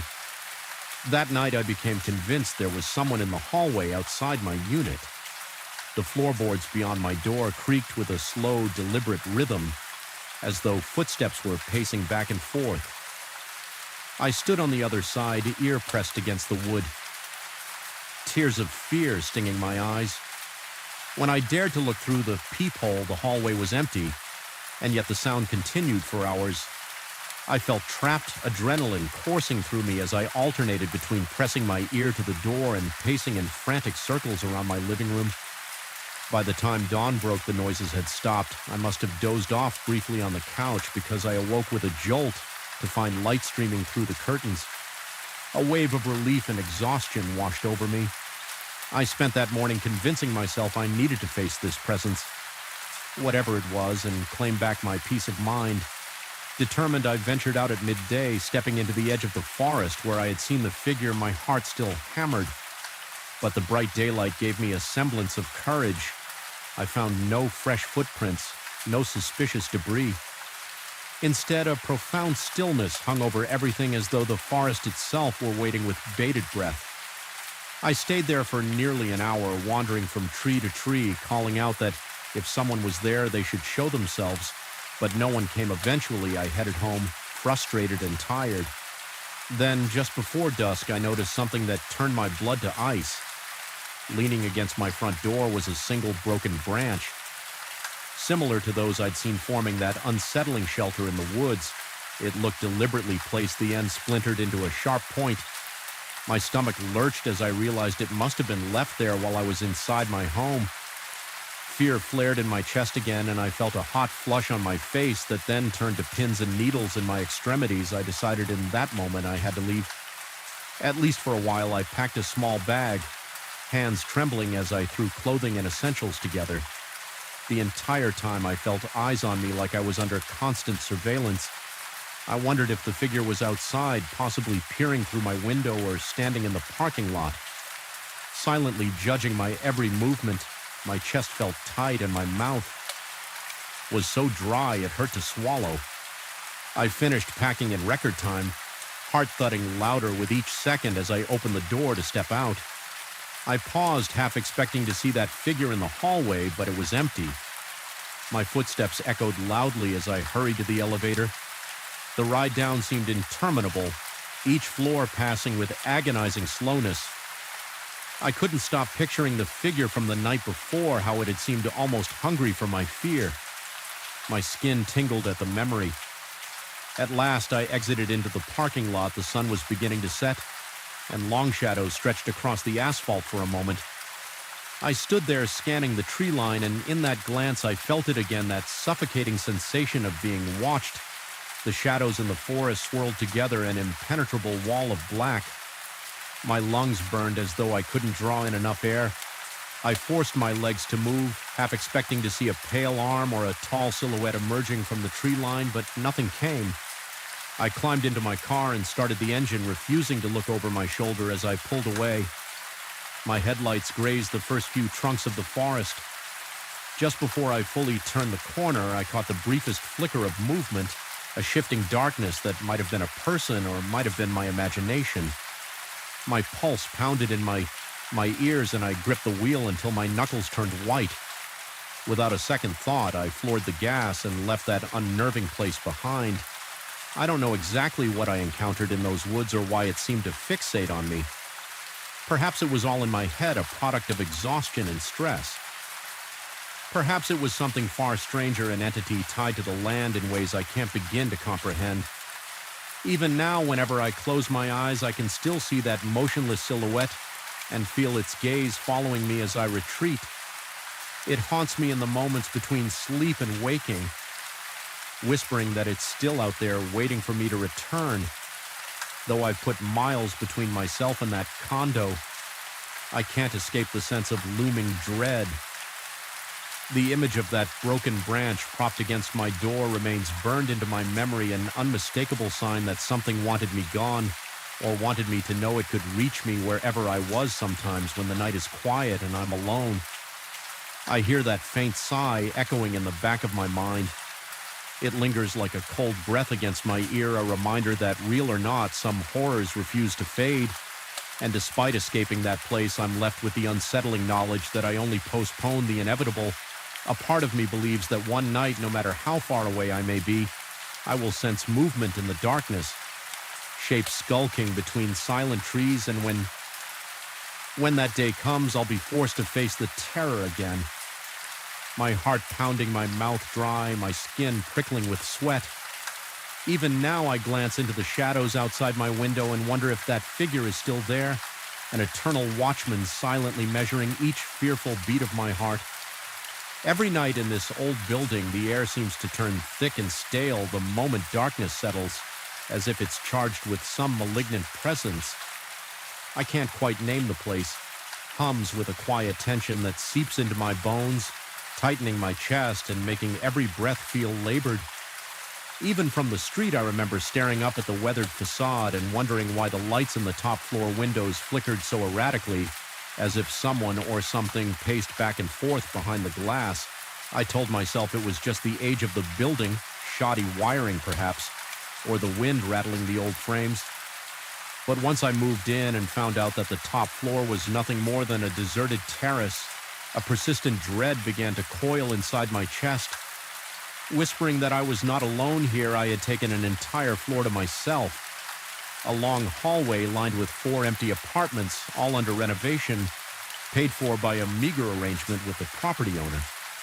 Supposedly, I was to remain on site, keep an eye on the place, and report any suspicious activity to the building manager. At first, it sounded ideal privacy in the midst of a bustling city center. But from the first night, I realized my new living situation might be more than I bargained for. I remember lying in bed on that initial evening, the gloom of the unlit corridor just outside my bedroom, creeping under the door, my heart kicked against my ribs in sin with every noise. Pipes gurgled deep in the walls, and the wind made the ancient windows creak I could handle. These typical old building sounds, but then above me, something much more deliberate reverberated. Slow, methodical steps, crossing from one side of the ceiling to the other. There shouldn't have been anyone up there. Not at midnight, and certainly not in a place that was supposedly just an empty terrace, yet the footsteps were unmistakably human in their weight and tempo. That first night I tried to pass it off as my imagination, or perhaps some strange echo traveling through the old pipes. Still, the hair on the back of my neck prickled and my hands felt clammy against the sheets. My throat went dry as I listened in absolute stillness, hoping the sound would vanish eventually. The footsteps paused, and for a moment I began to relax. But just as my body slackened, the footsteps resumed, crossing back in the opposite direction. The tension surged again in my temples, and I lay there until morning, paralyzed by the realization that something up there was moving around of its own accord when daylight came. My fear felt somewhat laughable. I told myself the mind can play wicked tricks in the stillness of night, determined to dismiss the whole episode as a silly reaction to an unfamiliar setting. I went about my day trying to gather more information about the building. The caretaker, an older man with a permanent scowl etched into his face, explained that the top floor had no tenants. He insisted it was merely a barren terrace, and no one ever went up there except occasionally to check for leaks or to repair the old water tank. Even so, I pressed him, describing the footsteps I had heard. He muttered that I must have been mistaken, perhaps the wind or someone on the neighboring roof. His dismissive tone made my stomach clench with annoyance, but I told myself there was no reason to disbelieve him that night. I went to bed early more out of anxiety than fatigue. I wanted to prove to myself that the previous night's sounds were just a figment of my overactive imagination. But the instant the lights went out, a heavy sense of foreboding settled in the pit of my stomach, as if the darkness itself had weight and presence. My heart rate spiked the moment I heard the first faint thud from above again. I tried to rationalize it. Old beams, contracting metal supports shifting in. Then the soft thuds became distinctly human footsteps. They were slow yet purposeful, moving in a pattern that traced the length of my ceiling. My breathing turned ragged. I could feel my pulse pounding in my ears, each beat like a drum, heralding something I couldn't see. My palms began to sweat, and I clutched my blanket so tightly that my knuckles went numb. I was too frightened to move. If the footsteps were indeed from a person, that meant somebody had lied. If they weren't from a person, then I had to consider something else entirely, something I was not prepared to face. In the following days, I found it increasingly difficult to focus on anything besides the uninvited company above. I tried investigating the building's history, searching for any mention of unexplained events or long-gone tenants, but records were sparse.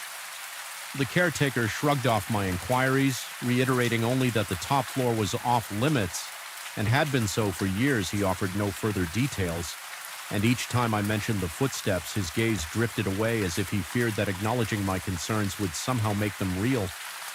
I began feeling an unshakable presence throughout the day. Not just at night in the hallways, I often sensed a light shift in the air behind me as though someone was standing just over my shoulder. I'd spin around my heart, seizing in my chest, only to see peeling paint on the walls and the same burnt-out light bulbs overhead.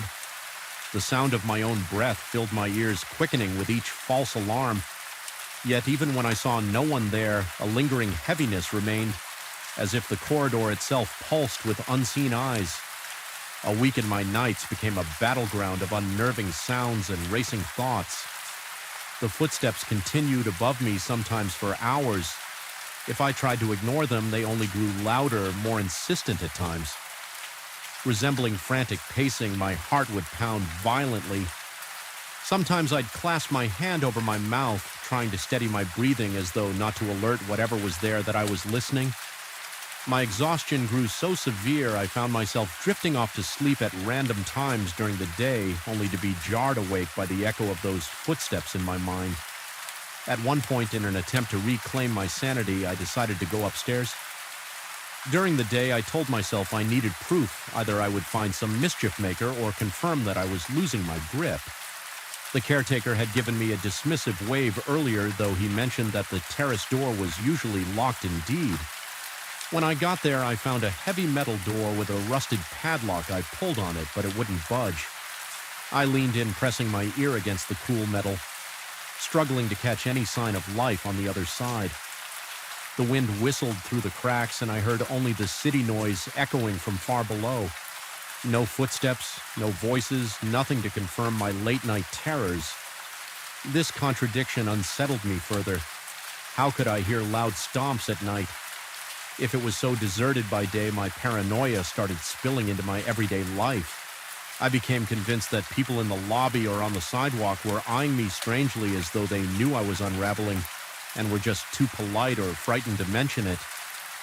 Even on the nights when the footsteps were faint, I felt them drilling into my nerves. I found myself trembling uncontrollably, my muscles perpetually coiled. Ready to flee at the slightest change in the atmosphere one evening, as the city lights outside blurred into a gray drizzle of rain against the windows, I was jolted by a sudden clang above my living room. It was as if something heavy had been dragged across the terrace. My heart hammered so hard I could hardly breathe. I stood up, my legs shaking beneath me, and stepped into the corridor.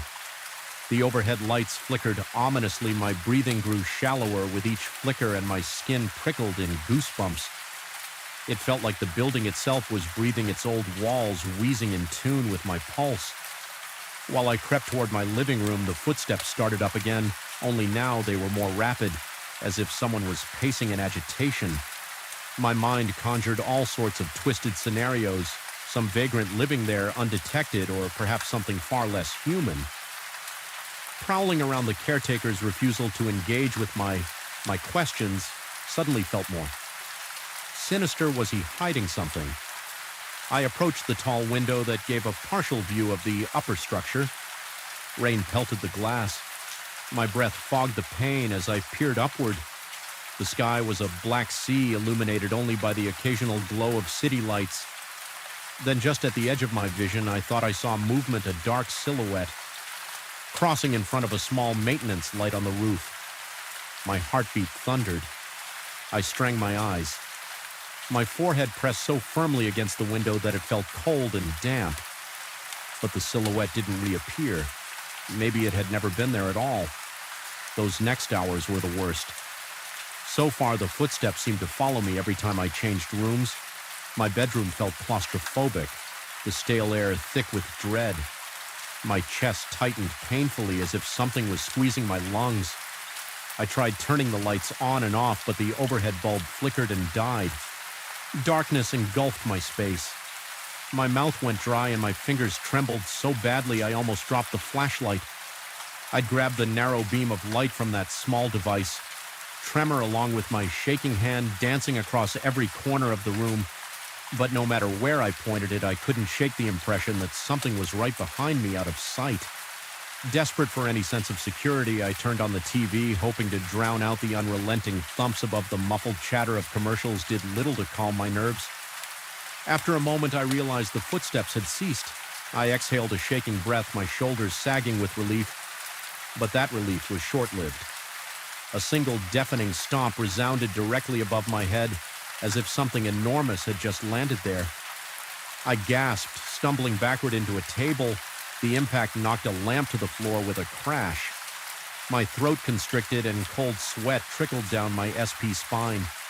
Adrenaline flooded my veins, making me elated. The dryness in my mouth was so intense that my tongue felt glued to the roof. I was too scared to even retrieve the lamp. At that moment, I recalled the caretaker's words about the terrace being locked if the door was locked.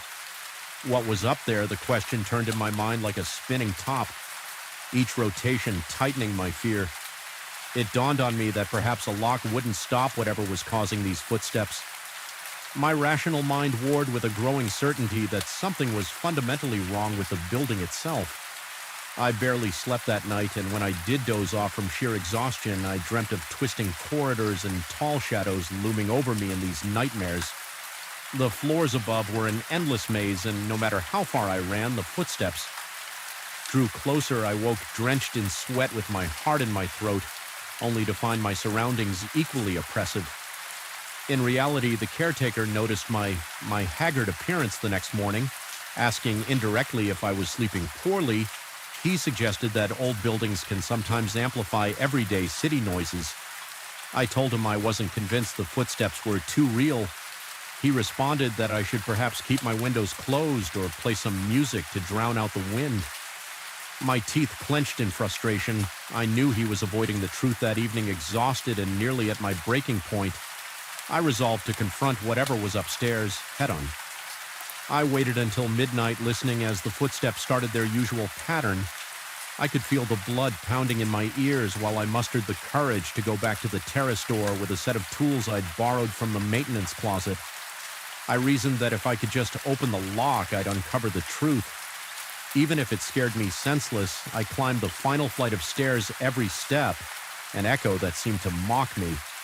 My flashlight shook in my hand, illuminating the chipped paint of the stairwell. When I reached the terrace door, I fumbled with the lock for what felt like ages. My palms were slick with sweat, and the tools slipped in my grip. Eventually, the lock clicked, my stomach flipped as I realized I was about to face whatever had been haunting me. I pulled the heavy door open. A gust of cold night air rushed in, carrying the scent of wet concrete, and something else, an earthy, musty odor that reminded me of old basements and decaying spaces. My heart was in my throat. As I stepped out onto the terrace, the entire space was empty. Rainwater pulled in, corners reflecting the ghostly glow of distant city lights. I swung my flashlight around, searching for any sign of movement. The wind howled, whipping against my face and reminding me of how exposed I was. My eyes darted to the far edges of the terrace, half expecting a shape to appear, but there was only a deserted stretch of cracked flooring. Then, near a small service door leading to the water tanks, I heard a shuffle of footsteps so faint I nearly missed it. My breath caught, and I inched forward. As I approached, the footsteps seemed to retreat, leading me around the corner of a half wall that sheltered the water tank pipes. My pulse thundered, and my fingers ached from gripping the flashlight. I swept the beam in front of me fully, anticipating to see an intruder or some kind of presence, but no one was there. I stood alone in the wind, trembling chest, heaving a stinging sensation behind my eyes. From the strain of trying to see through the darkness, then I heard a sudden scraping sound right behind me, like a shoe dragging across the floor. I spun around so quickly I nearly lost my footing. The flashlight illuminated only swirling dust and rain. There was nothing, no figure, no sign of life, yet the air felt charged, crackling with a silent malevolence. My heart hammered so wildly that it hurt. I didn't know what else to do except flee. I turned and sprinted back to the door, each footstep echoing on the drenched concrete. My lungs burned by the time I reached the stairwell, and I yanked the door shut behind me. Fumbling with the broken lock, I darted down the stairs, not caring about the noise. The building's corridors felt narrower than ever, walls closing in on me as I stumbled back into my apartment. In that moment, I realized with horrifying clarity that the footsteps might not belong to any living person at all. Something unseen roamed that empty terrace. Unbound by locked doors and rational explanations, I sank onto my couch, struggling to breathe. Every muscle in my body quivered. A part of me wanted to pack up my things and never look back. Another part, driven by a strange fascination, wanted to stay there. Was a morbid curiosity about what lurked above, a burning need to understand, to prove I wasn't insane. When dawn broke, I made my decision. I could no longer keep watch in this place, especially if it meant slowly losing my mind before the sun was fully up. I began gathering my belongings. My heart still hammered in my chest, and my ears rang with phantom sounds of footsteps. But I was resolute. As I headed for the front door, a final tremor of dread coursed through me, as if the building itself disapproved of my departure. The corridor light flickered one last time, the shadows along the walls seeming to reach out and grip me. I walked past the caretaker's office, left the key, and explained in flat, emotionless tones that I couldn't stay there anymore. He didn't argue. His eyes held a hint of resigned understanding, as though he'd seen this happen before and simply accepted it. I felt an icy wave of discomfort, realizing my experience was likely not unique. Stepping outside the early morning light felt harsh and unwelcoming, but at least it was real. My breath steadied as I put distance between myself and the old building, yet a part of my mind kept racing, replaying every sound, every shadow, every unexplainable moment. I couldn't shake the impression that the footsteps might follow me no matter where I went. Even now, I can't entirely convince myself that everything I heard was a product of creaking floorboards or my own anxiety. The unsettling truth is that I truly believe something walked above me on that deserted terrace. Whether it was a spirit, a phantom echo from some forgotten past, or a manifestation of my own unraveling psyche, I may never know. But the memory of those footsteps resonates inside me, a disquieting reminder that some places are saturated with energies beyond our comprehension, and though I escaped that building, I carry a lingering sense of being followed, and inkling that one day in some darkened hall or empty rooftop, I might once again hear those measured, deliberate steps coming for me. I felt it the moment I pushed open the library's heavy oak door, a subtle, oppressive weight in the air that clung to my skin like damp cobwebs. The fluorescent ceiling lights flickered with a weak, uneven hum, casting elongated shadows across rows of ancient shelves. Before I had even taken a step inside, something told me this place was different at night. It was more than just the stillness. It was the sense that each corridor held its breath, watchful and waiting. When I volunteered for the late shift at the Garrison Historical Library, I never expected to find myself questioning not just my nerves, but my very sanity. I remember signing up because I wanted experience in archival work. The library was known for its impressive collection of rare manuscripts, though only a handful of people ever seemed to come by to study them. The building itself was a 3-story stone structure dating back to the early 1900s. Its facade was proud, almost regal, and the interior was built in a grand-style polished marble floors, sweeping staircases, iron railings that curled like vines. By day, it felt dignified and secure. By night, the same features took on a darker edge. The marble seemed cold. The staircases became twisting paths to unknown places, and those kuru railings reminded me of skeletal hands. I usually worked on the first floor, helping to file new arrivals or reorganize the archives that students and researchers used. The first few weeks were calm. I often heard a fellow volunteer remark that the library was pleasantly quiet. After sundown, that it was the perfect environment for meticulous organization. I tried to agree, though. From the start, I had an inexplicable sense of being observed whenever I put a book back on the shelf. Sometimes I would turn around anticipating a patron or another volunteer, only to find the corridor empty initially.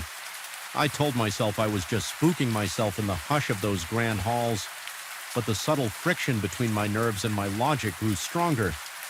With each passing night during one of my shifts, I was tasked with cataloging some rare texts on the 3rd floor.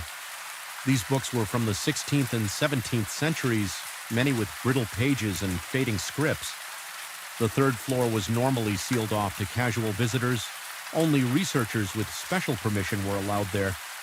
The door to that area required an old key, heavy and ornate, that I had to sign out from the front desk.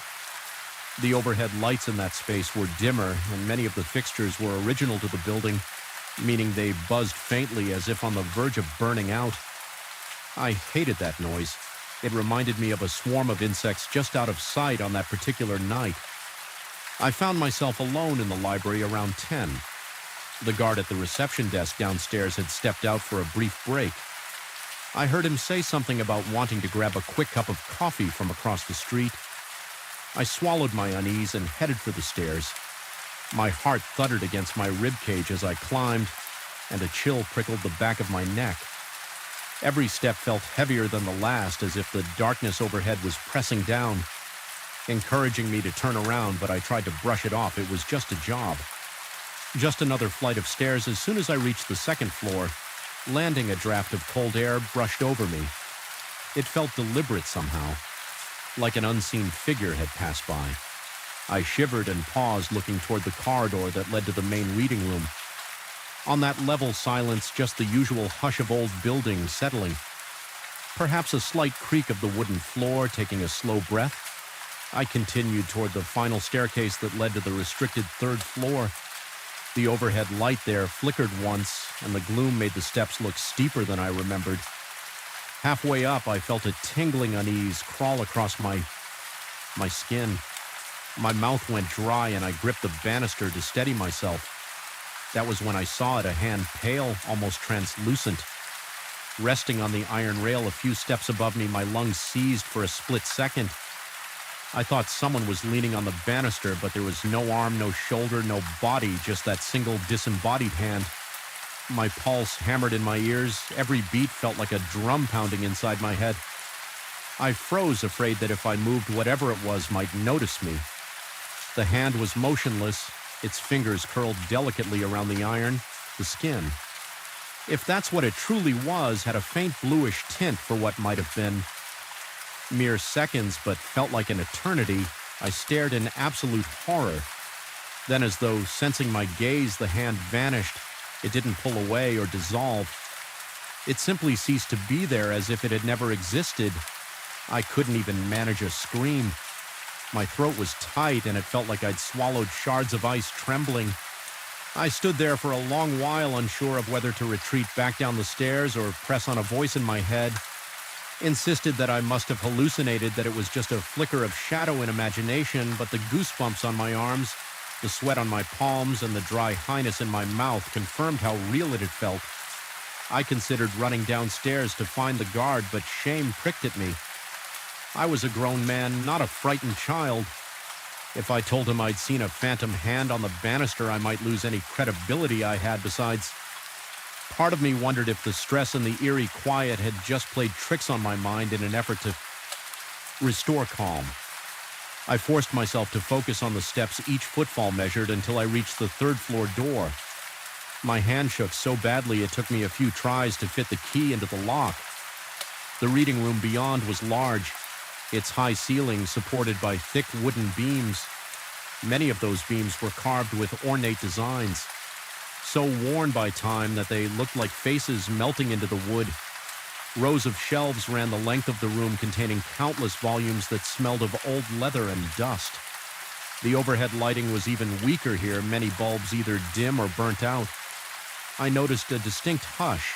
An absence of sound that bordered on suffocating. My breathing sounded too loud, too ragged. I turned on a small desk lamp near the central table, determined to focus on my work.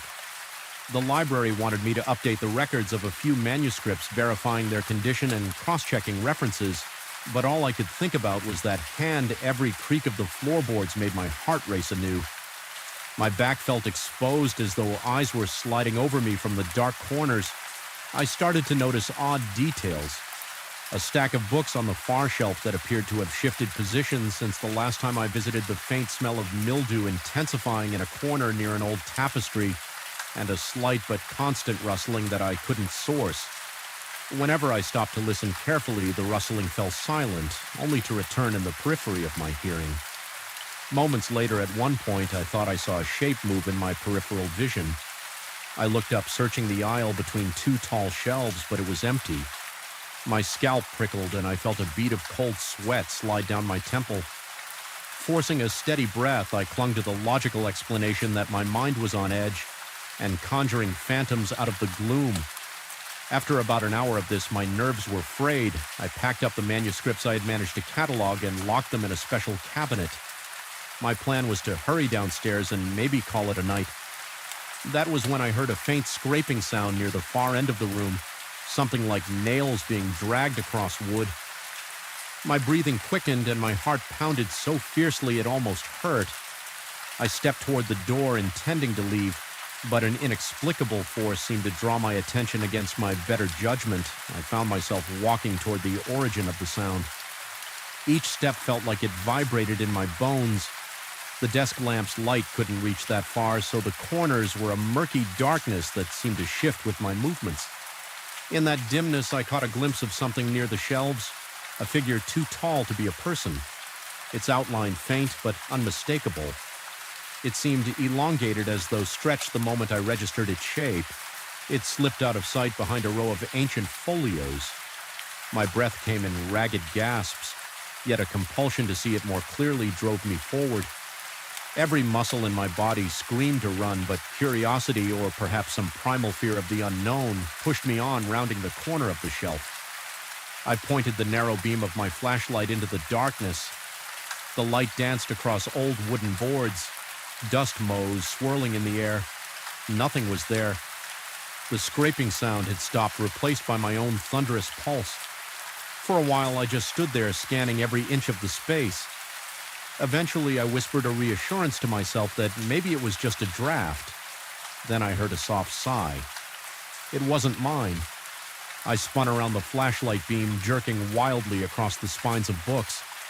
The sigh came again like a gentle exhalation filled with regret. My nerves felt stretched to a breaking point. The flashlight flickered, and in that instant I sensed movement, like something brushing past me close enough to rustle the loose fabric of my sweater. I yelped, nearly dropping the flashlight, and the beam revealed a swirl of dust in the air, as though something had just disturbed it. I felt my insides turn to ice. Whatever was there, it moved with purpose. I backed away, my breath shallow and panicked. My ankles bumped against a chair, and I almost tripped. It was then that I decided I couldn't stay on that floor for another second. I sprinted for the door, my footsteps echoing across the silent reading room. As soon as I reached the staircase, my mind replayed the image of that pallet hand resting on the banister. I couldn't bear to let my fingers touch the same spot, so I pressed my back against the wall, my free hand guiding me unsteadily down the steps. My legs trembled so badly I feared I might tumble headlong when I reached the second floor. I paused, swallowing against the dryness in my throat. The corridor was dark, and the single overhead bulb flickered on and off for a moment. In the strobing light, I thought I saw a faint silhouette at the far end, but it disappeared when the bulb steadied. My heart refused to slow each breath. Felt insufficient, as though the air in the library no longer carried enough oxygen downstairs. The security guard had returned. I stood at the reception desk, sipping coffee through the haze of my terror. I heard him ask if I was feeling all right, though in my dad's state it sounded almost muffled. I barely managed to nod and muttered a weak explanation that I felt under the weather. I didn't mention the hand, the figure, or the scraping sounds. My mind spun with questions. Had I genuinely seen something supernatural, or had my imagination spiraled out of control in the oppressive silence of that old library? Regardless of the truth, I dreaded ever going back to the third floor alone. The next evening, I lingered on the first floor, claiming I needed to reorganize some reference materials. In reality, I just didn't want to go anywhere near that staircase. Every time I glanced at it, my stomach twisted. I found myself hyper-aware of the building's noises, the whisper of a breeze through the rafters, the subtle groaning of the pipes, the soft hum of fluorescent lights. Each sound set my nerves on edge. Night after night, that sense of being watched returned. Especially if I ever strayed too close to the stairs, the recollection of that pale hand burned in my mind. My fear built like pressure in a boiling kettle, threatening to scream. Eventually, I confided in a fellow volunteer using vague terms. I mentioned that I had a bad feeling about the third floor, that something about it made me uneasy. The volunteer just shrugged, saying they also disliked that floor at night. They'd never witnessed anything strange, but they claimed the atmosphere up there was stifling. They had heard rumors of odd occurrences, books misplaced, inexplicable cold spots, even a faint smell of decay that would drift through the aisles and vanish. No one could pinpoint a rational cause. That conversation should have comforted me by confirming that others found the space unsettling, but instead it amplified my anxiety. It meant I wasn't entirely alone in this perception. Something was genuinely off about that place. Something. Beyond mere shadows and drafts, my mind became a storm of death, out and dread.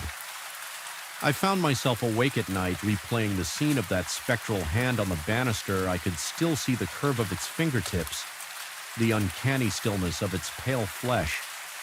At times I worried I was losing my grip, that I'd let a momentary hallucination toy my reality.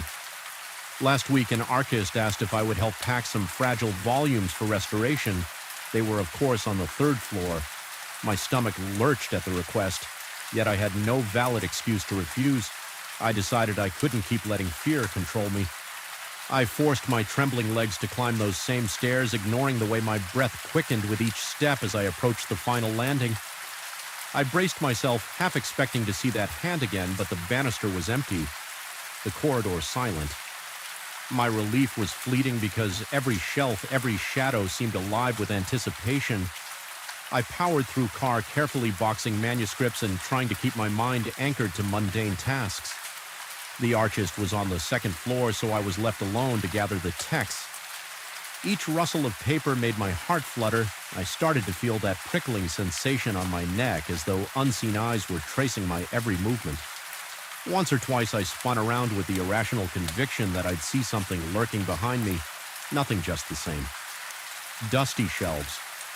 Eventually I finished. I practically bolted down the stairs, clutching the box tightly, ignoring the dryness in my mouth and the sweat dripping down my back. Even now I can't rationally explain what I experienced.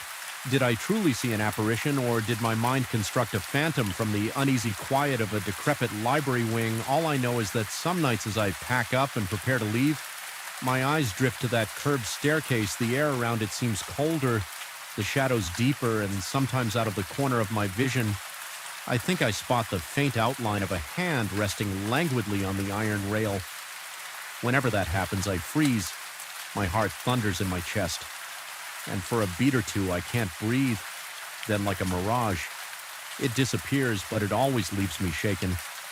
The library doesn't feel quite the same anymore. Its corridors bear an unspoken threat, an easy hush that saturates the air. I try to focus on the positives, the historical significance of the place, the invaluable texts I get to handle, but the memory of that pale hand is never far behind. It's become a silent warning. A reminder that some corners of the library harbor secrets best left undisturbed. I still volunteer there, though I avoid working the late shift as much as possible. When I do, I stay on the ground floor with the lights on, telling myself I'm just being efficient in truth. I'm afraid of what I might see or imagine if I wander upstairs alone sometimes. When the building is at its quietest, I catch an echo of that eerie scraping sound like distant nails on wood every time my pulse spikes, and I fight the urge to run outside into the safety of the streetlights. There's no grand resolution, no final confrontation that banished whatever presence resides on that third floor. I haven't found any rational explanation, no historical footnote that might clarify the nature of what haunts this place. Yet I've come to accept that some mysteries remain unsolved. Lingering in the peripheral darkness, the library stands as an edifice of history and knowledge, but it also houses shadows of the unknown, and those shadows feel alive. Though I continue my duties, I know I'll never fully conquer. The dread that seeps through the walls of that old building whenever I'm in there. After dusk, a chill clutches my heart. I sense the library's silent vigilance, as though it is waiting for me to let my guard down. I haven't gone back to the third floor by myself. If a task requires it, I make sure someone else is around, even if it's just the guard downstairs, because that memory remains a pale hand on the railing, a creeping chill up my spine, and I can't shake the feeling that if I ever see it again, it might not disappear so quickly, and that possibility terrifies me more than any nightmare I've ever had. I first sensed something was wrong the moment I stepped into that building after sunset. The corridors had a way of swallowing every echo, turning ordinary footsteps into dull thuds that vanished all too quickly, leaving behind a suffocating quiet. The overhead lights flickered weakly, throwing elongated shadows against the walls, as if hungry to devour the last traces of human comfort. I've always hated how deserted our commercial building becomes at night, like an abandoned monument that no one bothers to visit, but at least before that particular night, it never truly terrified me. It merely unsettled me like a stranger. Stare from across a dark street now whenever I recall the events that unfolded. I feel my heart pound faster and my throat tighten as if the memory itself is physically grabbing hold of me. My shift rarely extended so late, but that night I had no choice. I was finishing up some paperwork, and by the time I glanced at the clock, it was well past the normal closing hour. The cleaning staff had already come and gone, and I could have sworn I was the only person left on the entire floor. The silence grew so thick that I could hear the hum of the air conditioning system overhead. It reminded me of a raspy breath like some slumbering beast waiting to wake. At any moment, I wanted nothing more than to pack my things and rush to the safety of my car, but I had to deal with one last chore, taking the trash down to the basement level via the service elevator. It was a small task, something I had done hundreds of times before during normal hours on that evening. Though it felt like a trial I wanted to avoid at all costs. I pushed the trash bin down the hall, trying to ignore the heavy shadows flickering along the corridor. The wheels squeaked loudly, echoing with each rotation. It set my nerves on edge. A part of me scolded my own imagination for running wild. It's just a building. It's just night. I told myself, yet I couldn't shrug off. The sensation that I was being watched, my skin prickled at the nape of my neck, and my palms grew clammy around the handle of the bin. Looking back, I can't recall a single specific reason for feeling so paranoid, only that everything felt off. I reached the service elevator, its metallic doors reflecting the pet light of the hallway in an unnerving distortion. I pressed the button and waited. My stomach twisting with each passing second, the elevator made a dull clank as it arrived, and the doors slowly slid open. I rolled the trash bin inside, then stepped in after it. As the doors closed, the overhead light inside, the elevator flickered briefly, casting the cramped interior in a jittery strobe. My heart thumped and a bead of sweat trickled down my temple. I reminded myself to breathe no sooner had the doors sealed shut. Then I sensed I was not alone. At first, I didn't see anything unusual, just the same battered walls and the fluorescent light fighting to stay lit. But then out of the corner of my eye, I picked up a shape. A figure standing in the far corner, tall enough that it seemed hunched to avoid brushing its head against the low ceiling. I froze, a jolt of panic charging through my veins like electricity. My breathing became shallow, and I felt the vibrations of my own racing heartbeat in my eardrums. The figure was not leaning forward nor moving, it just loomed in that corner. So silent, it barely seemed real. Part of me wanted to spin around and confront it, but fear rooted my feet to the floor. Time seemed to slow, the elevator rumbled downward, and in that terror-fueled hush, I heard nothing but the mechanical groaning of the cables and my own ragged breaths. I forced myself to shift my gaze fully toward the corner. The shape was still there. Vague, dark, unnaturally tall. I couldn't make out facial features, only that silhouette. I could have sworn the air around it looked denser, like a pocket of darkness. That had somehow gained its own volition. My throat was so dry it felt scratchy when I swallowed. My back was cold with sweat, and I prayed silently for the elevator to reach the basement. It felt like a lifetime. Before the doors finally creaked open, the trash bin rattled as the elevator halted. Light from the hallway spilled into the cramped interior, and I exhaled shakily, feeling the tension in my legs when I dared to look back at the corner to see if the figure was still there. It was gone just like that. I found myself staring at an empty space. The corner looked harmless, just scuffed metal walls and a dingy floor. My mind reeled for a moment. I wondered if exhaustion had gotten the best of me, but I was shaking so badly that I struggled to steady my hands on the trash bin. I rolled it out, then left it near the service area. I remember standing in that hallway, the flickering fluorescent lights above me, chest heaving in a dreadful sense that I just witnessed something that shouldn't exist. 1,000 rational explanations sprinted through my thoughts. Shadows. Reflections, a hallucination caused by lack of sleep, yet none of them felt satisfactory. I rushed back upstairs using the main elevator. The contrast between the bright, relatively clean interior of the lobby-level elevator and the dingy service. One struck me. It felt like I traveled between two worlds.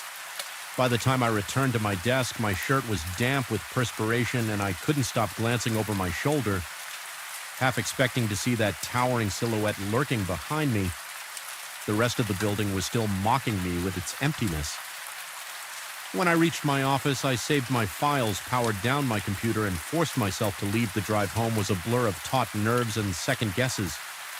I played music at a low volume, anything to distract myself from the crawling sensation that someone was watching me through the rearview mirror. I barely slept that night, tossing and turning, convinced that every creak in my apartment was the echo of footsteps. The next morning, in the clear light of day, everything felt less nightmarish. I told myself that the incident had probably been a trick of the mind, maybe a reflection from a nearby reflective surface, or a leftover bag of cleaning supplies that my eyes had distorted into a silhouette still. The memory made my palms sweat. I went back to work, determined to find some rational explanation and put my imagination to rest. My first stop was the building security office. The guard on duty was reading a newspaper. I asked as neutrally as possible if I could look at footage from the previous night. He seemed confused, but pulled up the relevant recording. We located the timestamp of when I had stepped into the service elevator on the screen. I saw myself pulling the trash bin, looking uneasy, glancing back and forth, but there was no one standing beside me, no elongated figure, no shape at all. I felt a sickening twist in my gut as I watched the footage. I saw myself flinch as if I'd caught sight of something. Then I watched myself freeze, turning slightly toward the corner, yet on the screen. That space looked empty. I couldn't explain why, but watching that replay made my heart pound even harder than the moment I'd witnessed the figure. A cold pressure pressed against my chest, reminding me of how fragile my own sense of reality could be. The guard asked if I was okay, noticing that my face had grown pale, so I muttered that I was feeling a bit under the weather. He suggested I get some rest the entire time. I remained fixated on that tiny pixelated screen, trying to rationalize the difference between my recollection and the recorded reality. I felt my composure slipping over the next few days. I tried to bury myself in work to avoid thinking about the incident, but the building itself didn't let me forget yet. Every time the sun began to set and the corridors grew dark, that familiar tension seized me. I became hyper-aware of every flicker of light, every flick of a shadow at the edge of my vision. My heart would race for no apparent reason, forcing me to stop and take deep, steady breaths. Once I swore I heard a low whisper while I passed the supply closet on the 12th floor, but when I pressed my ear to the door, there was only something silence. Another evening, I caught a brief reflection in a window, a tall shape gliding behind me. But when I spun around, the corridor was empty. My coworker in the cubicle next to mine noticed how jittery I was becoming. He asked if everything was all right with me, and if I needed any help. I told him somewhat truthfully that I'd been having trouble sleeping. He mentioned that maybe I was working too many late nights. I nodded, grateful that he didn't pry further, but inside I felt the dread growing. What if I really was losing my mind at night? My dreams became vivid, feverish nightmares. I would find myself trapped in that service elevator, the lights flickering overhead. Each time the doors opened, the hallway was darker. Then before a shape impossibly tall would drift into the elevator like a shadow, made solid, pressing closer and closer until I could feel a freezing presence brushing against my skin. I'd bolt awake, gasping and coated in sweat. My pulse hammering. The next day I'd arrive at the office with blurry eyes and a roiling stomach, unable to shake the fear. I tried small, superstitious methods to fend off my paranoia. I kept a flashlight in my pocket, telling myself that if I could flood the corners with light, nothing could hide there. I avoided the service elevator when I could, though occasionally I had no choice but to use it for deliveries. Each time I felt my heart race and my throat constrict, but I never again saw the figure as clearly as that first encounter. I only sensed presences like cold spots in the air or shifts in the darkness. One Thursday evening, I had to work late again. A coworker was waiting for a ride, so I felt marginally safer that I wasn't alone on the entire floor. Eventually, he left, and I was once more the last person in that hollow structure. Outside, the wind howled, rattling the windows. The building seemed to sigh in response, and the lights flickered intermittently. I tried to concentrate on the task at hand, some digital reports that needed to be finished by the next morning, but I couldn't stop myself from glancing toward the corridor. Every so often, I imagined I saw a shape gliding past my peripheral vision, not directly visible, but present enough to make my muscles clench. By the time I finished, it was nearly midnight. I realized I needed to drop off a small package at the mailroom. which unfortunately was accessible only via that same service elevator or an incredibly long walk down 2 flights of stairs and through a poorly lit corridor. Against my better judgment, I chose the elevator, hoping it would be quick and painless. When I reached the service elevator doors, I paused, noticing they were slightly ajar. A faint light glowed inside. My palms grew slick with sweat, and I felt a chill ripple through my spine. The elevator wasn't moving, but it looked as though someone had pressed the button recently. I stood there for a moment, swallowing against the dryness in my mouth, trying to gather my courage. Then I forced myself to step inside. The overhead light was dimmer than usual, casting thick shadows across the corners. My breath caught as the door slid shut. I pressed the button for the basement. The elevator jerked, descended a few floors, and then stopped with a groan. Between levels, by the sound of it, my chest tightened as the fluorescent bulb above flickered in and out. Leaving me in near darkness, I pressed the emergency button repeatedly, but nothing happened. A claustrophobic panic rose within me, and I felt my vision dimming at the edges. That was when I saw it again, that tall, looming figure in the corner, motionless but unmistakably present. My lungs burned as I forgot how to breathe properly. I wanted to shout, but my voice stuck in my throat. The flickering light revealed only the vaguest outline, a black column of shadow I could feel rather than see the intensity of whatever it was staring straight into me. My body started shaking uncontrollably, a cold sweat washing over me. The temperature felt as if it had dropped 10 degrees. In an instant, I pressed myself against the opposite corner, heart crashing against my rib cage. The elevator's mechanical hum had gone silent, leaving only the faint crackling of the faulty light fixture. My mind raced. Was this real? A hallucination? Was I losing my grip on reality all the while I felt that presence looming, almost blending with the darkness, yet more tangible than my own reflection? I closed my eyes, counting my breaths, trying to conjure any explanation that might calm me, but the terror was too absolute. Seconds ticked by like hours, until with a sudden jolt, the elevator came back to life and resumed its descent. The figure didn't disappear.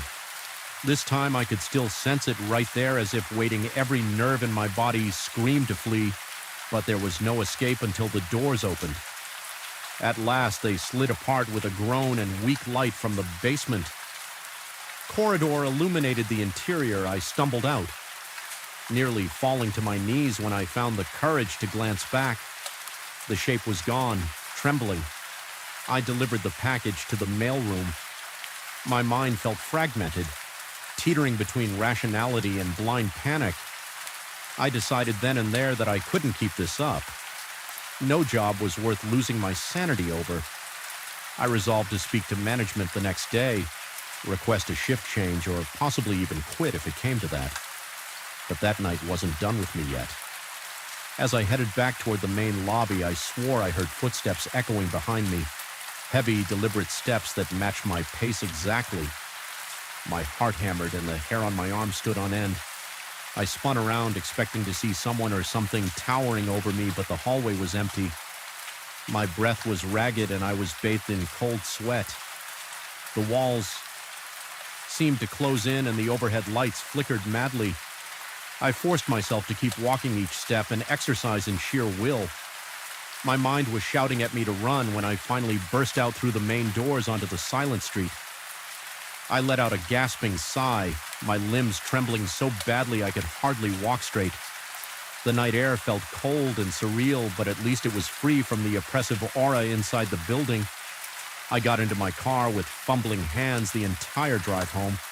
I kept glancing in the rearview mirror, terrified that I might see that tall silhouette in the back seat. Fortunately, it never appeared. By the time I reached my apartment, I was drenched in sweat and, shaking my mind, replayed the elevator sequence over and over like a broken record. The following day, I spoke with management, explaining that I was experiencing severe anxiety and requesting a different schedule. They granted it, albeit with confusion, and I found myself working fewer hours after dark. Yet the knowledge that the building still existed, its darkened corridors and silent elevator shafts waiting for night to fall, weighed on me. Even in the daytime, I felt a prickling paranoia when I had to walk past the service elevator. Sometimes I swore I caught a glimpse of that corner looking darker than normal, like it was harboring something. I've come to realize that I may never truly know what I saw, whether it was a product of my own sleep-deprived mind or something that defies explanation. The experience remains etched into my memory with unnerving clarity. The silhouette's presence felt so real that I can still recall the static-like tension in the air whenever it appeared. Whenever I find myself alone in a quiet hallway, even outside of work, I have to steel my nerves against the creeping dread that I'm being observed by something just beyond the edge of vision. On my last day in that position, as I was clearing out my desk, I mustered the courage to take one final ride down the service elevator. I told myself I wanted closure. I pressed the call button and the doors slid open with their usual dull chime.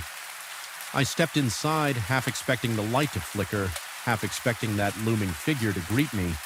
But the elevator stayed well lit, humming softly, descending all the way to the lobby. Without incident, I couldn't decide if I was relieved or unnerved.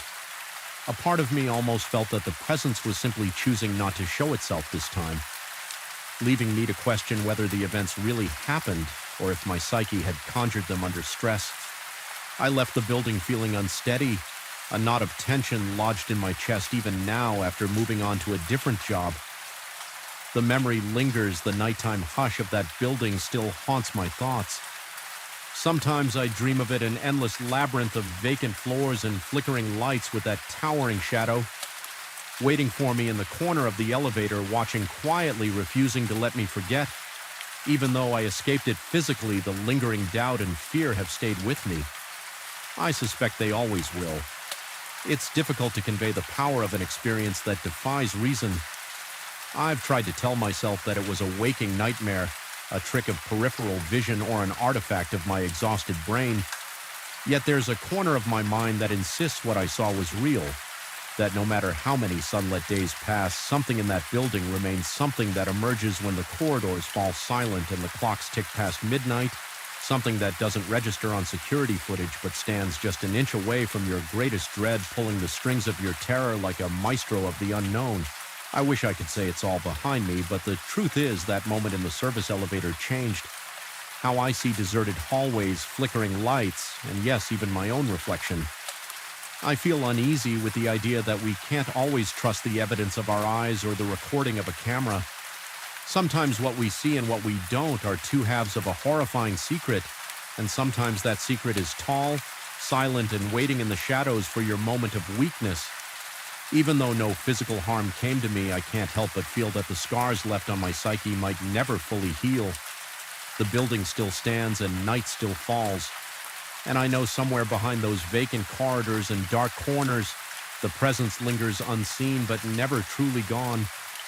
I arrived at the family's rural property with a weariness that felt almost tangible. The long drive over winding roads had left my arms tense from gripping the steering wheel for hours, and I was in dire need of uninterrupted rest yet. From the moment I stepped onto the uneven wooden porch, something felt amiss. The wind was still the air, almost thick, and the sun, though bright, did not seem to warm my skin. I remember stepping into the house, dropping my bag by the door, and sensing a certain hollow. In the silence, it was as if the place exhaled stale air, greeting me with an uneasy calm. This was supposed to be a sanctuary, a refuge from the chaos of the city and the stress that had been gnawing at my mind. Instead, the atmosphere seemed to pulse with anticipation, like it was waiting for something I had no name for. I tried to dismiss my unease as mere exhaustion. My family's farmhouse, tucked away at the edge of a quiet stretch of land, had always been a bit isolated, and I told myself that isolation can sometimes feel eerie if you are alone after settling in. I wandered through the familiar rooms, noticing how age had worn the wooden floors and stained the curtains. The thick walls appeared to trap the light in strange ways, casting odd shadows that seemed to move as I passed. The smell of old timber, dusty shelves, and distant memories lingered in the corridors, a faint reminder of the generations before me who had called this place home. The bedroom assigned to me was small and sparsely furnished, just a narrow bed, an old chest of drawers, and a full-length mirror leaning in the corner. The mirror's wooden frame was intricately carved with swirling patterns. Probably hand-hung decades ago, it gave off a dark gloss as though it had been polished countless times, yet never lost its antique dullness. Something about that frame caught my attention immediately. Maybe it was the way the carvings seemed to converge at the top, forming a vaguely unsettling shape like a face without features. I chalked it up to my overactive imagination. My muscles ached, and all I wanted was to lie down, close my eyes, and drift into oblivion. That first night passed quietly enough, though I woke once or twice heart-thumping. For reasons I couldn't pinpoint, I recall a momentary sense of vertigo when I glanced at the corner where the mirror stood. It reflected moonlight in a distorted silhouette so faint, I wasn't sure if it was actually there or just a trick of my exhausted mind. The room felt colder than it should, prompting me to pull the covers up to my chin and try to breathe calmly. Eventually, I slipped back into a restless sleep, telling myself I was simply on edge from the change in environment. The second day was meant to be a chance to relax, so I spent most of the morning walking around the property. The field seemed serene, dotted with small clusters of wildflowers and overgrown grass that swayed in a breeze I could barely feel. Every so often, I would hear the distant crack of a branch or a faint rustle among the shrubs. Each time I glanced around, I saw nothing out of place, yet a prickle of anxiety lingered at the back of my neck as I made my way back to the house. The sky began to darken with thick clouds, and the air became strangely still again. That stillness weighed on me like a silent warning. After a simple dinner, I tried to keep my mind occupied by reading an old book I found on the shelf, but my attention kept drifting to the corridor beyond the living room. It was dimly lit by a single lamp, and the shadows seemed to stretch impossibly long, forming shapes that tugged at the corners of my vision. I thought I heard a soft shuffle of footsteps along the hallway, but reasoned it away. As the old house settling, I decided it was best to head to bed early, hoping a good night's sleep would banish the tension coiling in my chest. I slipped under the covers, letting the mattress creak beneath my weight. The rain started to fall gently at first, then intensified, tapping against the window in a steady rhythm. My eyelids grew heavy just as I began to drift off. A soft sound like a sigh reached my ears. I opened my eyes, my heart thawing in response. The sound was so faint I wondered if I had imagined it, but it left me alert. Every nerve on edge. I strained my hearing for a moment, but the only thing I registered was the persistent drumming of the rain. Slowly, I allowed myself to relax, sinking once more into that half-conscious state between waking and dreaming. Sometime in the dead of night, I came awake with a sudden gasp. My breathing was shallow, chest tight with unprovoked panic. It felt as if I had jolted out of a nightmare. Though I couldn't remember any details, my gaze darted around the dark room until it fell on the mirror in the corner. The surface seemed hazy, like it was covered in a thin film of breath. I found it odd because the house wasn't especially humid, and the temperature wasn't significantly cold or warm to cause condensation. My gut twisted. Something about that slight fogging made me feel as though someone else had been standing there exhaling onto the glass. I got up, my pulse hammering in my ears. Each step I took toward that mirror made the boards beneath my feet creak ominously. My throat went dry as I inched closer in the darkness. I could see my pale face reflected back at me.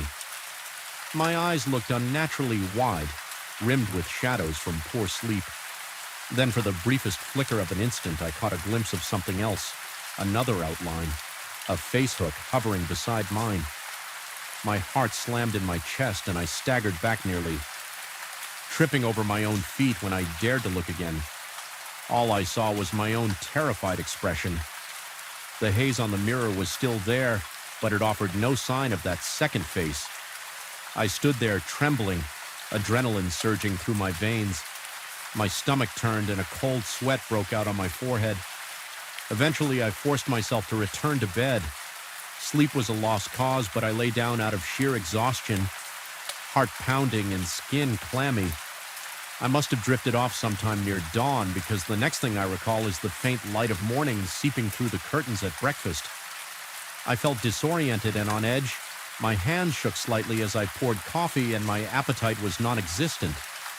The oddness of the night weighed on me, but I tried to maintain some sense of normalcy by sticking to a routine. I cleared the table, walked outside to check the property line, and did my best to ignore the persistent feeling that I was being watched. In the periphery of my vision, I sometimes thought I saw a dark silhouette standing by the side of the house, but every time I turned my head, there was nothing, just an empty stretch of grass and a few leaning trees. The third night arrived with a suffocating heaviness. It was as though the air itself had thickened, making it difficult to breathe. My nerves were raw and my entire body felt tense. I settled into bed, leaving the lamp on this time, desperate to dispel some of the looming shadows. The mirror's reflection cast a distorted glow along the walls, creating wavering shapes. I tried to read for a bit, but every small noise, a creak of the floor, the rustle of the wind outside made me jump. Eventually, I turned off the lamp, hoping darkness might bring relief. Sleep was elusive. My mind conjured images of that mirror, remembering how the glass had looked clouded the night before, and how just for an instant I thought I saw another face. A chill crawled up my spine as I imagined that unknown presence hovering just beyond my line of sight. My heart rate surged every time I thought I heard a subtle shift in the room, like fabric brushing against wood or a quiet shuffle across the floor. Midway through the night, I felt compelled to check the mirror again. I didn't even fully understand why, perhaps a morbid curiosity or a need to confirm that it was still just a normal piece of furniture, forcing myself to get up. I walked toward it. My breath felt hot and ragged in my throat, and I could feel the thumping of my pulse in my wrists. The closer I got, the more a sense of dread swelled within me. My skin prickled with goosebumps and my legs felt weak. Standing before the mirror, I saw my reflection cast in faint moonlight. My cheeks looked hollow, eyes sunken from lack of rest. The carved frame seemed to loom around me, almost pulsing in the dark. I leaned in cautiously, half expecting to see that phantom face again. But the glass was clear this time, showing only my own haunted features. Just when I was about to step back, I heard that faint sigh again. Only this time it felt like it was right behind me. My throat went tight, and I snapped around, certain I would see someone in the shadows. There was nobody. I walked back to the bed with shaky legs. Every muscle in my body tensed as if ready to bolt sleep. Never fully came after that. I lay there, eyes squeezed shut, forcing myself to keep breathing. The darkness felt alive with watchful eyes, and I was certain something lurked just outside my vision. My heart pounded so violently that my chest hurt by morning. I resolved to investigate the mirror's origins. There had to be some explanation, perhaps a family myth or a rumor about the house that I'd never heard before. I looked through the dusty shelves, flipping through old notes and letters. It was mostly mundane records about harvests, livestock repairs, nothing that hinted at anything supernatural. Yet as I rummaged through the drawers, I found a small scrap of paper containing a brief mention of an unsettling presence in the upstairs mirror. The handwriting was old and faded, and it offered no details. I stared at the words, my heart lurching with recognition. It seemed I wasn't the only one who had felt something unnatural about this object all day. The sense of being watched dogged me. I kept seeing shapes just out of my field of vision. A flicker of movement near the staircase, a suggestion of a figure peering through a window whenever I turned. No one was there. My paranoia grew with each passage hour, culminating in a near constant tension in my shoulders. Even the air smelled wrong, damp and sour like stagnant water. Night fell once more, and I dreaded returning to that room. My mouth felt as dry as if I had swallowed chalk, and my palms were slick with sweat. Nonetheless, I forced myself to lie down, hoping the ordeal would somehow subside. The hours stretched on, and I alternated between drowsy half-sleep and jolts of sheer panic. At some point, I became aware of a raspy sound like labored breathing. Just a few feet away, my eyes flew open, and I stared at the blackness, scarcely daring to move. My arms felt paralyzed, my lungs refusing to draw air. Naturally, the noise persisted, filling the silence with a slow, agonizing rhythm. I mustered the courage to flick on the lamp. The sound stopped instantly, as if someone had plugged a leak in a pressurized chamber. Adrenaline pounded in my veins, and I felt the hair on the back of my neck stand up. I glanced toward the mirror. It was angled in such a way that from the bed I could see part of the room reflected, including the door. This time I saw a subtle blur in the reflection, like a smear of darkness that did not match any object in the room. My heart hammered so loudly that my ears rang and my skin broke out in goosebumps again. I realized the mirror was showing some presence I couldn't identify. It wasn't a clear shape, but a faint distortion similar to heat waves. Rising off asphalt in summer, only it was darker, colder. I kept staring, my eyes watering from the intensity of my own fear. Then the shape seemed to move. It slid across the glass as though pacing back and forth. The breath caught in my throat. I felt utterly helpless in that moment, pinned by my own terror. My mind raced with questions. Was I hallucinating? Was something truly in this house? Or was the mirror itself cursed, desperate and terrified? I leapt from the bed and grabbed a blanket. Without looking directly at the mirror, I hurled the blanket over it. Covering that polished surface, my heart was pounding so forcefully it hurt, and I took several gulping breaths just to keep from fainting. The sense of dread in the room was overwhelming, but at least I could no longer see that shifting darkness in the reflection. I spent the remainder of the night huddled in a corner of the bed covers pulled up around me. My mind cycled through every possible explanation: sleep deprivation, stress, a failing mental state. But a deeper part of me was convinced that something truly horrifying had latched onto that mirror, or had always been there, lurking behind the veneer of its aged wood and cloudy glass. Morning could not come soon enough. The moment dawnlight infiltrated the thin curtains, I packed my things in a flurry, my hands shaking so badly I nearly dropped my belongings. The entire house felt alive with tension, as though it was watching me scramble. My heart wouldn't settle.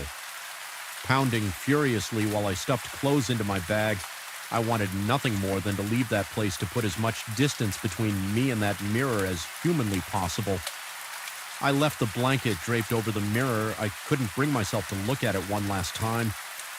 The thought of seeing that presence, or worse, seeing an actual face, made my chest tighten. As I closed the bedroom door behind me, I felt a subtle pressure in the air, almost like a hand pressed against my back. Ushering me out, my fear spiked again, but I forced myself to stay composed, reminding myself that if I panicked too much, I might never escape once. Outside, I could breathe a little more freely, though I noticed the sky was a dull gray, oppressive clouds looming overhead. I got into my car, started the engine, and didn't look back. My pulse thundered as I drove away, half expecting to glance in the rearview mirror and spot something sitting in the back seat. That entire drive felt surreal. My mind still struggling to reconcile the events of the past days with any kind of rational explanation. Even now, as I reflect on the experience, my pulse quickens. I can't quite convince myself it was all in my head when I think about that mirror and the face I almost saw. I feel a cold sweat break out on my skin sometimes in the dead of night. I jolt awake, convinced I hear that faint sigh drifting across the room, or see a haze forming on a reflective surface. In those moments, I remind myself that I left that haunted place behind, that I escaped whatever was lurking in that old mirror. But there's a part of me that can't help wondering if it followed me, slipping out through the corner of my eye, finding its way into my reflections. Wherever I go, the unease it left in my mind has become a constant companion, a lingering sense of dread that flares up whenever a dark corner or a polished window catches my gaze. Sometimes late at night, I catch myself holding my breath, listening for that quiet sigh, waiting for the next sign that I'm not alone. And every time I pass by a mirror, I catch myself pausing, fearing that if I look too closely, I might find something staring back that isn't me. A biting wind lashed the side of our car as if nature itself tried to warn us away from the road. That night, the headlights carved weak tunnels through the thick darkness, revealing little but swirls of dust and endless stretches of scraggly weeds. There was no moon to comfort us, only a mass of storm clouds closing in, swallowing the sky and leaving me with an unshakable sense that we were driving into something we should never witness. My hands felt clammy on the steering wheel. My heart pounded so violently that each beat seemed to echo within the silent interior. Even my friend, who usually possessed an unflappable excitement for roadside adventures, had grown unusually quiet. It was the kind of night when the world seemed hollow, and yet everything was charged with the promise of menace. I recall that we had set out earlier that day with bright intentions. We wanted a collection of off-the-beaten-path photographs, something to impress other enthusiasts who swore by tourist traps we'd planned meticulously, layering up memory cards and external batteries, convinced that our spontaneous route along old unmarked back roads would yield stunning shots of abandoned barns and rolling fields by the time the sun sank behind the hills, leaving the landscape dull gray. I already felt a sense of creeping unease. We were deep in the middle of nowhere with the next town pinned on a map that looked more theoretical than actual. My friend had said we'd find a small motel if we kept going north, so I reluctantly agreed to continue, but as we turned onto a pitted dirt road around 10 at night, a hollow feeling in the pit of my stomach told me we were making a mistake. The only light came from our high beams, feeble and flickering, illuminating twisted fences and occasional clumps of trees that leaned across the road like conspirators. The notion that we might see a house or another car seemed increasingly far-fetched. The place was eerily deserted. Then I saw him, a lone figure walking on the shoulder, no jacket, no visible bag arms hanging at his sides. At first, I nearly convinced myself I was hallucinating. No one would be out there in the freezing wind with darkness engulfing all directions. But there he was. I slowed down reflexively, uncertain if he needed help, and that was when he lifted one hand in a stiff motion, signaling for us to stop. His face, illuminated by our headlights, was painfully neutral. His eyes held no warmth or desperation, only a stillness that set my nerves ablaze. I could not explain why, but something in that gaze made me feel as if I were an intruder. My friend murmured that we should offer him a ride, but I found myself shaking my head. Every instinct told me to keep going. I gave the slightest nod of acknowledgement to the stranger, but pressed on the accelerator. I saw his expression remained unchanging through the side mirror, and the reflection of his eyes never wavered. Even as the car picked up speed, he stood there motionless. Staring after us for the next 30 minutes, the road seemed endless and suffocating. My friend asked repeatedly whether we had made the right choice, but I barely managed to answer. Instead, I felt my skin prickle with waves of cold sweat. The hair on the back of my neck stayed stiff, as if expecting an invisible hand to clamp down at any moment. When we finally reached a dimly lit gas station, relief washed over me in trembling currents. The sight of fluorescent lights, the distant hum of a soda machine, and the ordinary clutter of parked vehicles felt like a lifeline to sanity. I stepped out, legs shaky, noticing the battered sign listing outlandish gas prices. I filled the tank in silence in the background. My friend was telling me we should at least mention the man to the station attendant. I only nodded absent-mindedly, too unsettled to form coherent words. Inside, the station attendant seemed disinterested, responding with non-committal shrugs when my friend recounted that we'd seen a man on the roadside. He casually mentioned that drifters sometimes pass through, though not typically this late yet. There was something in the attendant's voice, an edge of forced calm that only magnified my apprehension. Perhaps he had encountered something similar before and was making every effort not to spook us further. When my friend asked if there was a more direct route ahead, the attendant simply suggested staying on the main gravel road for another hour. If we kept going, we would eventually reach our intended motel. My pulse throbbed in my ears as we stepped back outside, uncertain but unwilling to linger in a gas station that felt haunted by unspoken stories. We pulled out onto the road again, hoping that 30 more miles of driving would pass uneventfully. My eyes strained against the darkness. The tension in my chest was almost unbearable. I kept checking the rearview mirror as if expecting to see that figure trailing behind us impossibly keeping pace.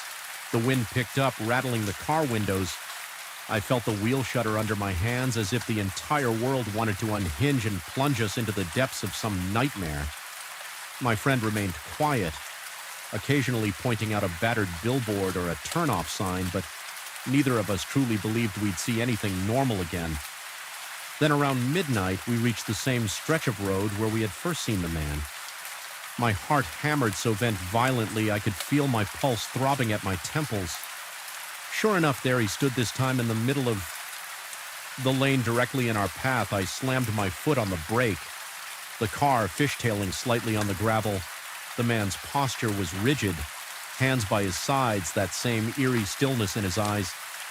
I became hyper-aware of every tiny detail, my breath rattling in short bursts, sweat trickling down my back, the dryness coating my mouth. My friend whispered that we should roll down a window and ask him what he needed, but I refused, my voice trembling as I insisted we turn around. I made a sharp U-turn, tires kicking up a cloud of dust that spiraled around the man in the swirling haze. I thought I saw him smirk, though the taillights only highlighted his silhouette. Fear expanded in my chest, making it hard to breathe. I took an alternative route, longer, more potholes, less signage, anything to get away from that figure. A sense of panic pulsed through me with every mile I put between us and him. Still, I couldn't shake the feeling that he was following us not by normal means, but by something beyond my understanding. I felt eyes on me whenever we passed a grove of trees or a partially collapsed barn. Every shape along the roadside looked like a human outline, and every gust of wind sounded like a labored breath. My friend tried to calm me, pointing out that the man couldn't possibly move that fast. Even if he had a hidden vehicle, there was no road that led him to appear twice in those random spots without us seeing it. I nodded silently, but dread sank deeper into my bones. My hands were slick on the steering wheel, and my arms ached from gripping it. Too tightly, the darkness seemed alive, pressing against the windows, and the interior of the car felt claustrophobic under the weight of the unknown. When we finally re-emerged onto a more open stretch of road, I risked a glance into the rearview mirror. The reflection revealed nothing but darkness, and yet I felt certain that if I stared long enough, I would see him there. Stepping out of the blackness, we drove for hours, never finding the motel we had been promised. Instead, we passed boarded-up houses with broken windows and sagging roofs, their decaying structures looming out of the darkness like silent sentinels. There were no lights in any windows, no signs of life, only the relentless hush of the wind. Every so often I swore I heard a low thud under the car, like a muffled footstep on the trunk. But each time I pulled over to check, there was nothing. The engine purred, the road stretched ahead, and the emptiness around us felt like it would swallow us at any moment. A creeping paranoia began to gnaw at my mind. I questioned whether I had really seen the man twice, or if the night was playing tricks on my exhausted senses. My friend tried to reassure me, suggesting that maybe we had simply passed two different hitchhikers who wore similarly dark clothes, but I knew it was the same man with the same blank expression and unnaturally intense stare.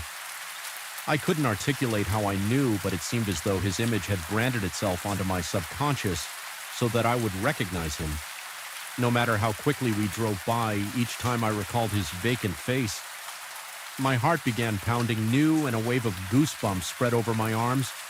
We eventually decided to pull over at a clearing next to a small cluster of trees. Purely because my body trembled with exhaustion. Sleep seemed impossible, but resting for a moment felt necessary. I turned off the engine, and the silence that fell was like a vacuum. I could hear my pulse in my ears and the faint sound of my friend's uneasy breathing. The night's cold wrapped around us like an unwelcome embrace. I shut my eyes for a moment, only to sense movement in the corner of my vision. I snapped them open, scanning the tree line. My breath caught in my throat when I noticed a faint shape between the trunks, tall and motionless. I couldn't make out a face, but I felt certain it was him watching. We quickly got back on the road, no longer interested in rest, and tried in vain to lose ourselves in the labyrinth of backcountry lanes. Soon the road's condition worsened, forcing me to drive slowly around massive potholes and jagged rocks. Each jolt of the car sent a fresh spike of adrenaline coursing through me. I imagined the man stepping onto the road around every bend or materializing in the back seat. When I glanced away, my friend stopped making conversation altogether, perhaps feeling my terror bleeding into his own psyche. The atmosphere grew stifling. Each passing hour felt more surreal, as if we had entered some half-forgotten realm where time and distance no longer followed any logical rules. The final straw came when my headlights illuminated a figure on the horizon standing perfectly still in the middle of the lane. Yet again, it was impossible, but I knew it was him. Before my mind could form the thought, my body reacted on pure instinct. I swerved violently, nearly driving into a ditch. My friend shouted something incomprehensible. I gritted my teeth, spun the wheel, and somehow regained control of the car. By the time we straightened out, the road ahead was empty. No sign of the man. My heart hammered as if trying to break out of my chest. A slick film of sweat covered my forehead and my lungs ached with each panicked breath. I pressed the accelerator, ignoring the violent bumps as I sped away from that spot hours later, though it might have been mere minutes as my sense of time was utterly warped. We saw a timid glow in the distance. It turned out to be a pair of old floodlights.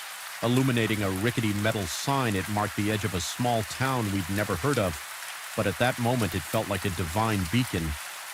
We pulled into the single motel near the sign, and I practically stumbled out of the car, legs numb and heart still drumming. My friend muttered that he didn't care what the room looked like. We just needed a roof over our heads, a locked door, and a chance to breathe. The lobby was empty, with a note that said the key was under the mat. If we arrived late, we found it stumbled to a musty-smelling room and bolted the door behind us that night. I couldn't sleep. Every time my eyes drifted closed, I felt an invisible presence. Just beyond the window, my heart wouldn't slow its gallop. Each rustle of wind made me tense, half convinced the door handle was about to turn. At some point, I sank into a restless doze filled with swirling images of headlights, empty roads, and that piercing stare when morning finally arrived. The grim pale light gave me no comfort. I felt as though I had escaped a labyrinth of nightmares, but I could not shake the certainty that something had followed me out. We left that town as soon as we could, opting for a more populated route back to civilization. Yet even in daylight, every roadside figure triggered a jolt of panic, and my chest constricted until I was certain it wasn't him. I've replayed those events countless times since I've wondered whether I hallucinated the entire thing, or if we inadvertently crossed paths with something not entirely human. Sometimes in the dead of night, I recall the way his eyes looked under the headlights, cold, unblinking, as if dissecting my soul with a single glance. To this day, I still feel unsettled whenever I drive alone at night. The memory of that silent man at the edge of the road persists, a ghostly reminder of the boundaries we crossed in our quest for hidden places. I often ask myself what would have happened if I'd stopped the car or if I hadn't seen him in time, but perhaps the most terrifying question is how he managed to appear again and again, defying the logic of time and distance. I've tried to rationalize it, suggesting he might have had some vehicle stashed away or that he was simply a drifter with uncanny luck. Yet deep down, I sense an answer far more disturbing. Even now, I sometimes dream that I'm driving down a deserted road at midnight, the air thick with dread, the darkness absolute in the dream. I see the man again standing in the middle of the lane, impossibly close to my headlights as I press the brake pedal. He turns his head and stares straight into my eyes, wordlessly demanding something I cannot give. I always wake with a racing heart, drenched in sweat, uncertain whether I've just escaped a dream or momentarily glimpsed another reality, and I suspect that if I ever venture back to those forsaken roads, I might find him waiting. Eternal, silent, and inescapable, the thought still sends a cold shiver through my entire body, a reminder that not all roads lead to places we're meant to go. Sometimes the darkest paths are better left unexplored. From the moment I turned off the main highway onto that lonely dirt road, I sensed something was wrong. It was an oppressive kind of silence that seemed to settle around me as if the breeze and the birds conspired to hush themselves.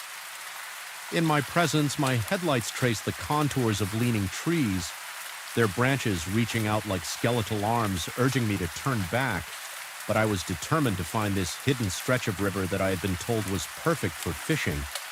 Remote, calm, and rarely visited, I had planned this weekend to clear my head, to be far from the noise of the city, yet I couldn't shake the feeling that I was trespassing somewhere I didn't quite belong.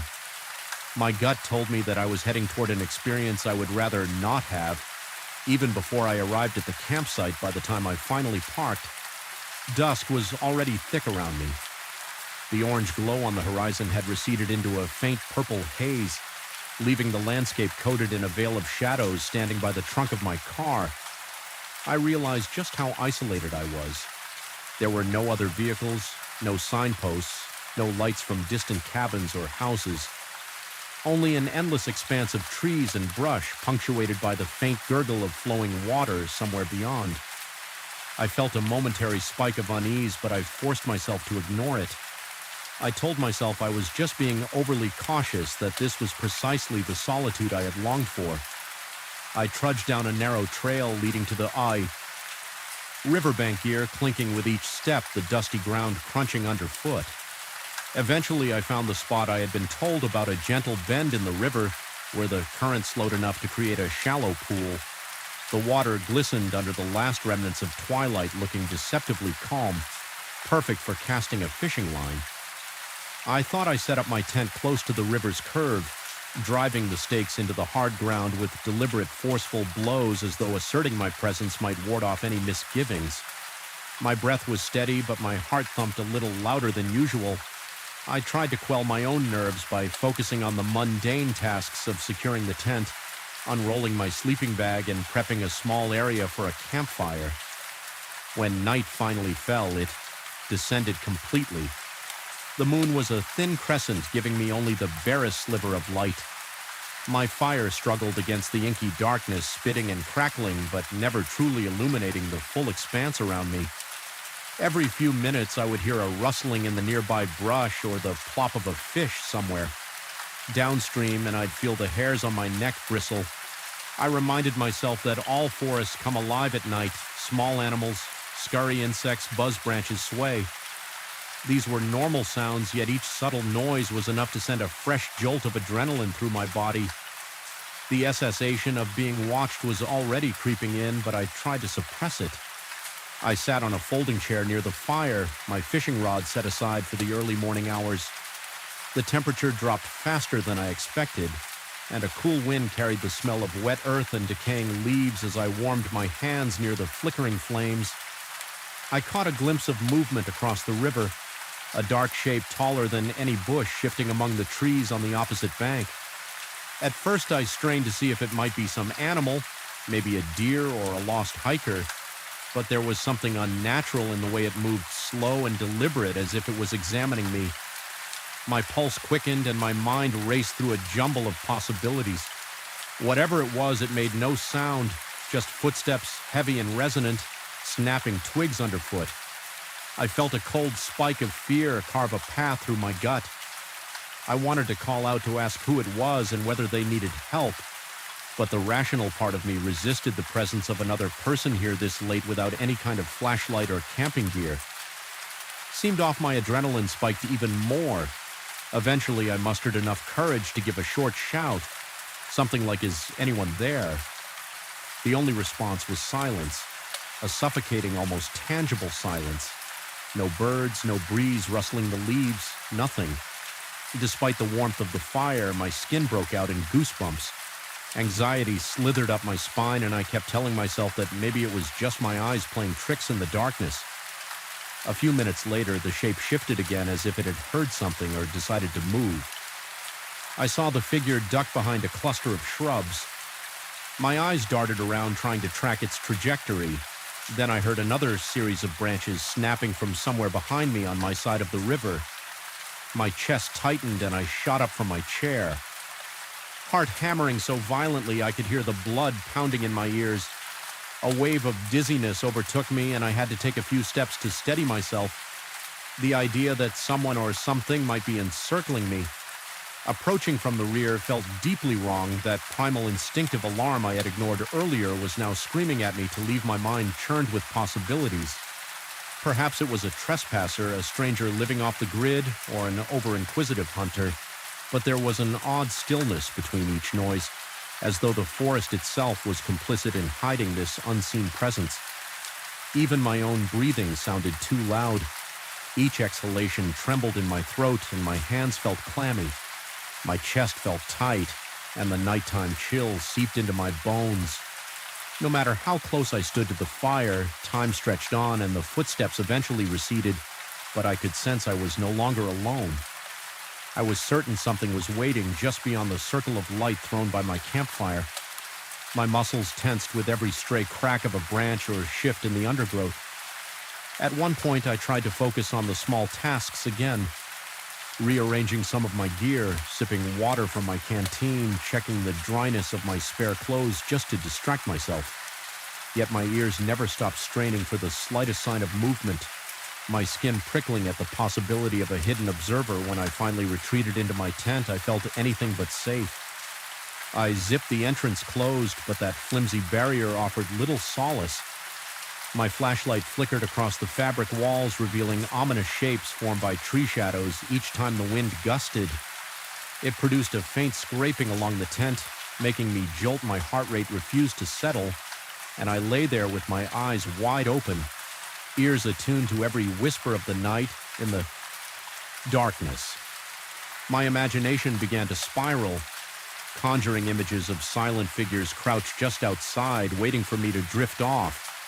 I tried to calm my mind by counting my breaths, reminding myself that I was simply spooking myself in an unfamiliar place, but logic felt feeble against the suffocating fear that clenched my entire body. Eventually, I sank into a restless sleep, more from sheer exhaustion than from any real sense of security. I awoke in the gray pre-dawn light, feeling groggy and disoriented. My back ached from the uneven ground, and my throat was parched for a moment. I convinced myself that the unsettling events of the previous night had been exaggerated by fatigue as I stepped outside. The river drifted lazily by, and a light fog hovered over the surface. Birds chirped cautiously in the distance, and the forest seemed almost peaceful. I wanted to believe that the sense of dread had been just my nerves.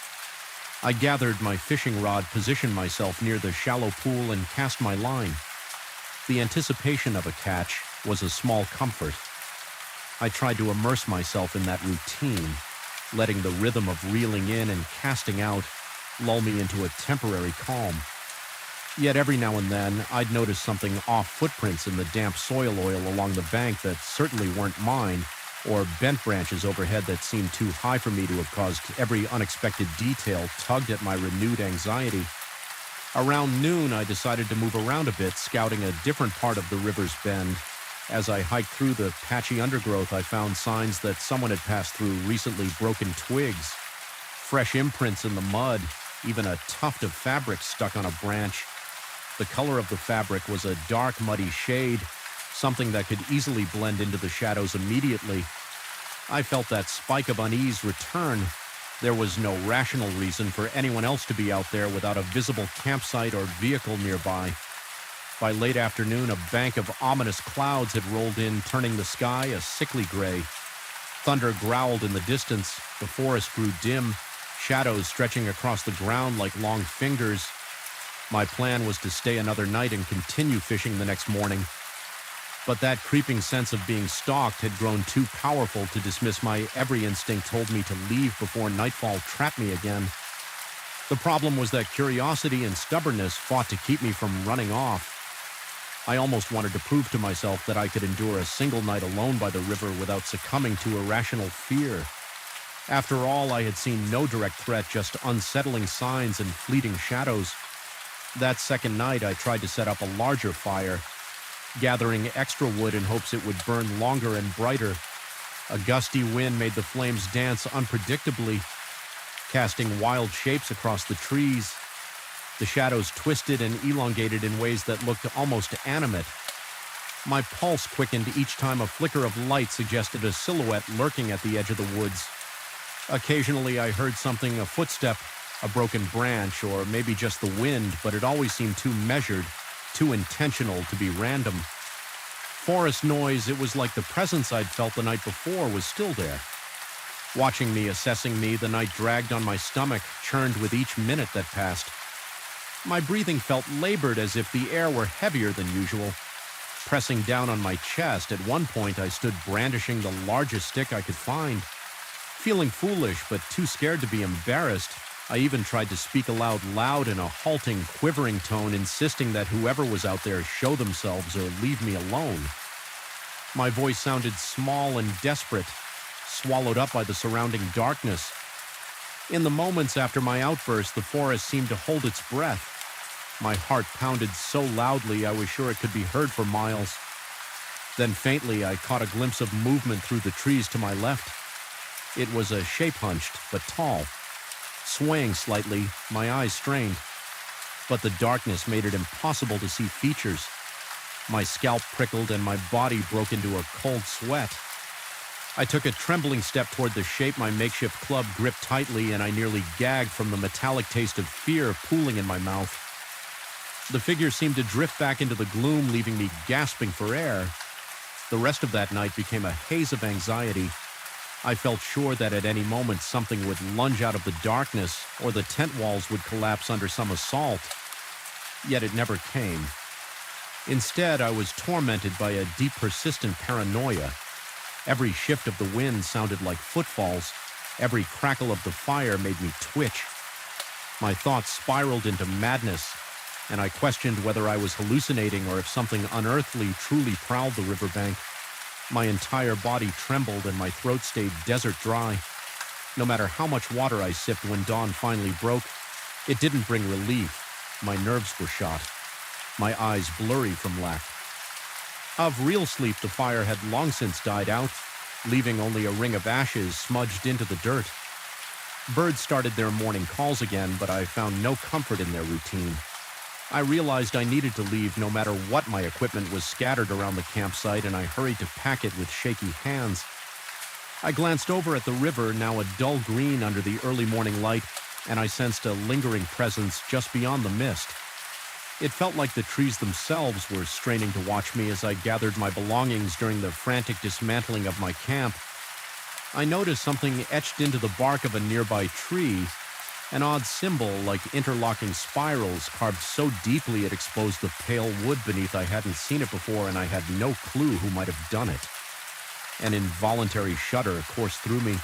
It was one more sign that someone or something had been closer than I ever realized. During the night, I felt exposed and foolish for staying as long as I had. I practically sprinted back to my car, constantly looking over my shoulder, convinced that any second I would see that dark figure skulking through the trees behind me. My shoulders were knotted with tension, my shirt damp from cold sweat. My mind raced with jumbled thoughts, and my chest felt tight with unresolved dread. After what seemed like an eternity, I reached my vehicle, threw my gear in, and slammed the door. My hands trembled as I turned the key in the ignition. The engine roared to life, and for a split second I thought I saw a movement in the side mirror. Just a flicker of black darting among the trees. My lungs seized. I couldn't bring myself to look more carefully. I floored the accelerator, tearing down that dusty road, not caring about potholes or the branches scratching the sides of my car. As I merged back onto the main highway, the weight in my chest eased just enough for me to breathe more freely, yet I still felt contaminated by the place I had just left, as though I brought back a piece of its darkness with me.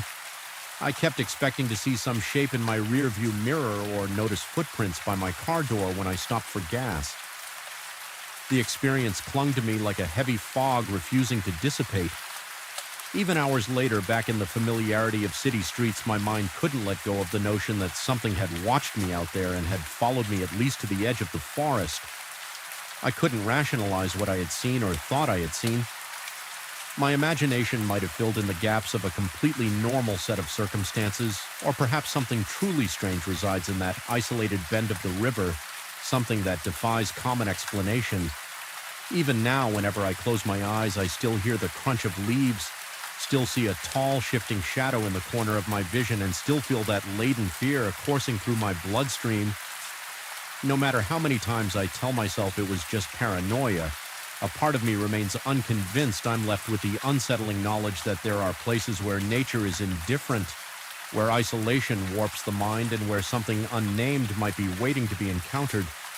And if you ever find yourself following a deserted trail to a secluded river bend, remember sometimes you are not alone, even when you desperately want to be. I remember the stifling weight in the air before I even set foot inside that decrepit wooden shed.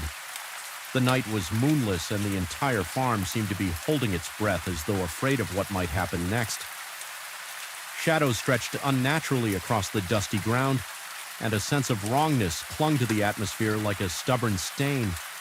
I felt it in the tingling on the back of my neck and in the sudden dryness of my throat, an unshakable impression that I was trespassing on something best left undisturbed. I had come to my uncle's farm to assist with harvesting. It was supposed to be straightforward, a couple of days of hard work in the fields, then restful evenings spent in the old ranch house, perhaps a few beers after sundown. I never imagined I'd be drawn to that condemned shed, the one my uncle always avoided, rarely spoke of after years of disuse. It stood at the edge of the property like a withered sentinel. The planks bowed and splintered from decades of neglect, and yet there was a peculiar magnetism about it. Perhaps it was the rotting timber or the stories the farmhands whispered whenever they passed by, or maybe it was just my own foolish curiosity. I couldn't stop replaying that first impression in my head, the door practically welded, shut by rust, the scent of moist earth lingering inside as though fresh soil had been scattered just hours before. Yet there was something else beneath the smell of dirt, a coppery undertone that tightened my stomach. Once the sun went down, I felt an undeniable urge to return.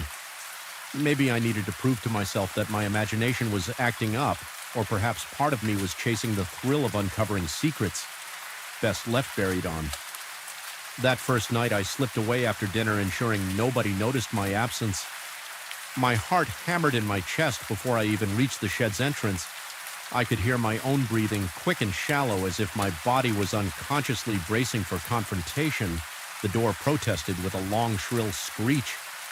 When I forced it open immediately, the smell of wet soil engulfed my senses again. More pungent in the darkness, the beam of my flashlight cut through clouds of dust, and for an instant it illuminated old tools strewn haphazard along the floor. Rusted sickles, chipped shovels, battered rakes. Everything lay in a chaotic sprawl, yet among those decaying items I glimpsed suspiciously shiny metal pieces, the edges appearing recently sharpened as though someone had been there. Not too long ago, taking cautious steps forward, I felt my pulse throb in my ears. My palms grew clammy around the flashlights. Handled the only sounds at first were my own footsteps and the soft rasp of my clothes brushing against the doorframe. Then I heard movement. It was faint, but it reverberated in the cramped space like a muffled rustling. It reminded me of a large sack being dragged across the floor, or possibly heavy cloth brushing against a solid surface. My breath caught in my throat, pointing the flashlight toward the far corner. I saw only darkness where the light struggled to reach. Then scanning downward, I noticed fresh marks etched into the packed dirt floor. They resembled long, uneven scratches, some shallow, others deeper, as though something sharp had dug into the ground. A wave of cold fear rippled through me. My stomach clenched and a shiver rolled up my spine. I tried to rationalize it. Maybe it was a vagrant seeking shelter or a wild animal rummaging for a warm place. My uncle had warned me more than once that raccoons or stray dogs sometimes wandered into old structures, but something about those scratches didn't seem animalistic. The spacing between them felt too deliberate, as if whatever made them had an almost human sense of intention. I didn't dare linger to find out. I retreated, careful not to make any sudden noise, each floorboard squeaking in disapproval beneath my boots. Just as I neared the door, I heard a loud thud on the external wall of the shed. The vibration traveled through the wood and into my bones. My heart jolted and a violent surge of adrenaline coursed through my veins. Convinced I wasn't alone, I hurried outside without looking back. Once I was out in the open, the night air seemed suffocating rather than refreshing. I stood there, paralyzed for a moment. I felt eyes on me, though, from where I couldn't tell. The darkness surrounding the shed felt thicker, as if it were wrapping itself around my body. Then from inside, I heard it again, that same dull thud, sounding almost like an echo of my own heartbeat. It took all my willpower not to run screaming into the house. Instead, I forced myself to move, slowly, stepping away with as much composure as I could manage. Every step felt heavier than the last, my legs trembling from the residual burst of fear. The next morning, I recounted my experience to my uncle in hushed, nervous phrases. He stared at me skeptically, but agreed to come take a look when we went together. Though the daylight offered little comfort, The shed now looked pitifully dilapidated. The sun revealed the extent of the rot in its walls, the sagging roof, and the vines that had started to reclaim parts of the outer structure inside the tools that had appeared so menacing under my flashlight now seemed harmless. Corroded relics of times gone by, the suspiciously sharp edges I had noticed the night before didn't appear nearly as threatening. Everything looked ordinary in the mundane glare of noon. We found only the faint outlines of footprints and irregular scuff marks, which my uncle concluded might be from raccoons or some other scavenger. He seemed to believe I was merely spooked by the shadows. Still, I could tell he wasn't entirely at ease. I observed how he avoided stepping into the far corner, his eyes flickering there once or twice with a trace of unease. He didn't find anything conclusive, so he simply shrugged and remarked that the place was best left locked throughout the day. I tried to shake off the dread that clung to me. Harvesting corn under the relentless sun should have worn me out enough to sleep dreamlessly, but by the time darkness descended again, my mind was riddled with possibilities. I kept replaying the strange noises, the fresh scratches, and that pungent odor in my head that night. I felt drawn back as though I were a moth circling a distant flame. Despite my own logical arguments, I found myself standing near the shed's entrance once more, flashlight in hand this time. I tried to be more methodical.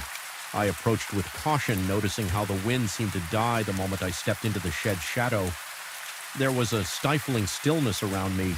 Even the crickets sounded muted, as though they recognized this boundary and dared not invade it. My heart pounded so forcefully that my chest felt tight. I flashed my light around the interior. The layout was exactly as I remembered, but something about the air felt even heavier. Tonight, the smell of damp earth was accompanied by an undertone that reminded me of decaying leaves or stagnant water, only sharper, almost metallic. I knelt beside one of the fresher-looking scratches on the floor and ran my fingers across the grooves. Small particles of soil clung to my skin, and the indentations felt too clean, too precise. Then a peculiar sensation overcame me, like static electricity prickling along my arms. My flashlight began to flicker, plunging the corners of the shed into an even deeper blackness. Whenever the beam wavered in those intermittent flashes of dark, it felt like the corners expanded, swallowing more space than the walls actually allowed, fighting the urge to panic. I wrapped the flashlight against my palm, praying it wouldn't give out entirely. For a few moments it stabilized, revealing something that turned my blood cold along the far beam. Faint scratch marks much higher off the ground ran parallel to those on the floor. These were vertical, as if something had stood on its hind legs or reached upward, clawing at the wood with intense desperation or fury. The realization that whatever made the floor scratches might also have made these marks, while upright, triggered a violent wave of nausea in me. Suddenly, I felt profoundly vulnerable. My throat tightened and my breath grew ragged. Anxiously, I swung the flashlight around to check if I was alone. That corner where I'd heard movement the night before remained dark, the air there seeming thicker, more oppressive. Each breath I took felt shallower, my lungs constricting as though rejecting the heavy odor. The boards beneath my feet groaned with every shift of my weight, adding an eerie soundtrack to my growing dread.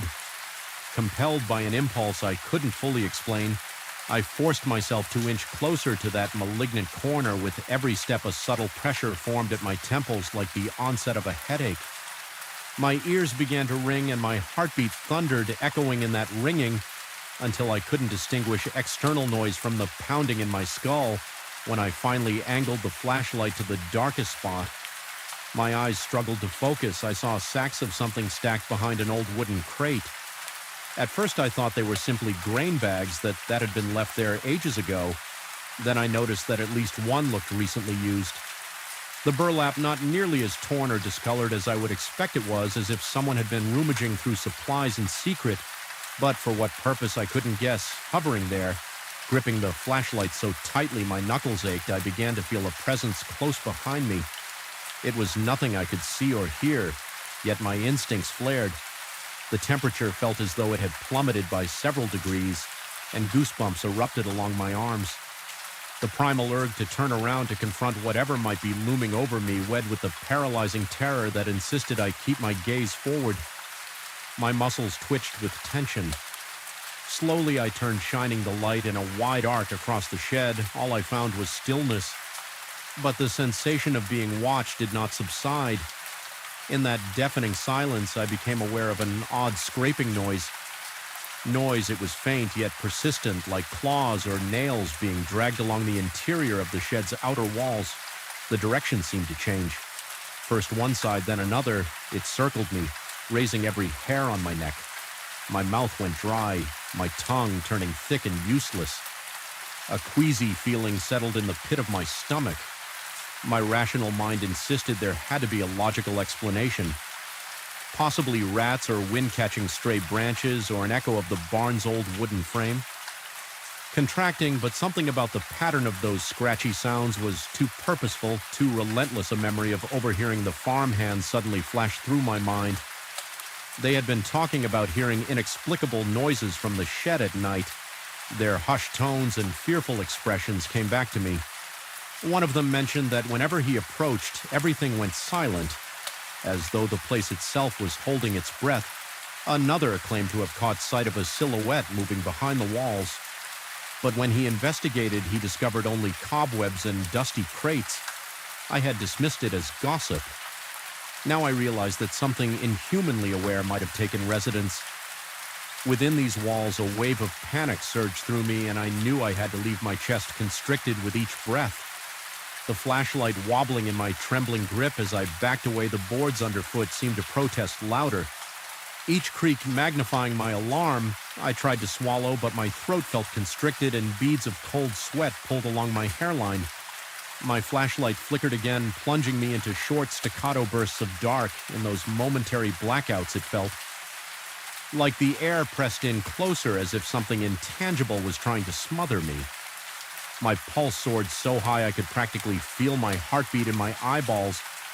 When I finally reached the threshold, I half expected something to grab me from behind. The sensation was so strong that I flinched. Involuntarily, I scrambled out into the open air, gulping it in desperately, as though I had just broken the surface after being submerged underwater. My lungs burned, and I stumbled a few paces away before turning to watch the shed from a safer distance. Under the moonlight, now peeking through a thin layer of cloud, the structure looked as if it were pulsating the rotten board, shifting in and out of shadow. Then, unmistakably, I heard another thud from within, resonating like a heartbeat inside the old timbers. It was almost a response to my escape, a reminder that it was still there. Aware I didn't sleep that night, my mind replayed every second of what I just experienced. Each time I closed my eyes, I saw the scratches, felt the suffocating cold at my back, heard the relentless scraping along the walls. It took all my willpower not to sprint to my uncle's room and wake him with my confessions instead. I lay in the darkness, heart hammering, staring at the ceiling until pale dawn light crept through the window. The following day, I gathered every ounce of courage and confided in my uncle, once more describing the new things I had seen. He looked at me intently, a grave expression, crossing his weathered features in a voice that remained calm yet carried a hint of concern. He suggested that I was pushing myself too hard and maybe seeing patterns and shadows still. I detected something unspoken behind his eyes, as if he knew the place carried secrets but preferred to keep them buried. He advised I stay away from the shed, promising to board it up properly. Soon I took his suggestion to heart. I spent the rest of my stay there, avoiding the shed's vicinity, focusing on the daylight tasks, collecting eggs, helping with the fields, organizing tools. TOS in the main barn, anything to keep my mind occupied, yet at night, I swore I could hear soft scraping drifting across the fields, faint and almost indistinguishable from the rustle of corn leaves. Sometimes I imagined a shape standing by the shed door, tall and contorted in the moonlight, but I never allowed myself to look too closely. Perhaps it was my imagination, or maybe it was real. Either way, I dreaded confirming it when the harvest ended and my time at the farm concluded. I packed my bags with trembling hands. My uncle was grateful for my help, but he couldn't hide the relief in his eyes. As I drove away, even now, whenever I think back on that shed, I recall the suffocating tension in the air, the metallic smell layered over damp earth, and the deep scratches that defied logical explanation. I still feel that spectral gaze following me, a lingering sense that something observed my every move I escaped without tangible injuries or final answers. But the farm no longer holds the peaceful memories it once did.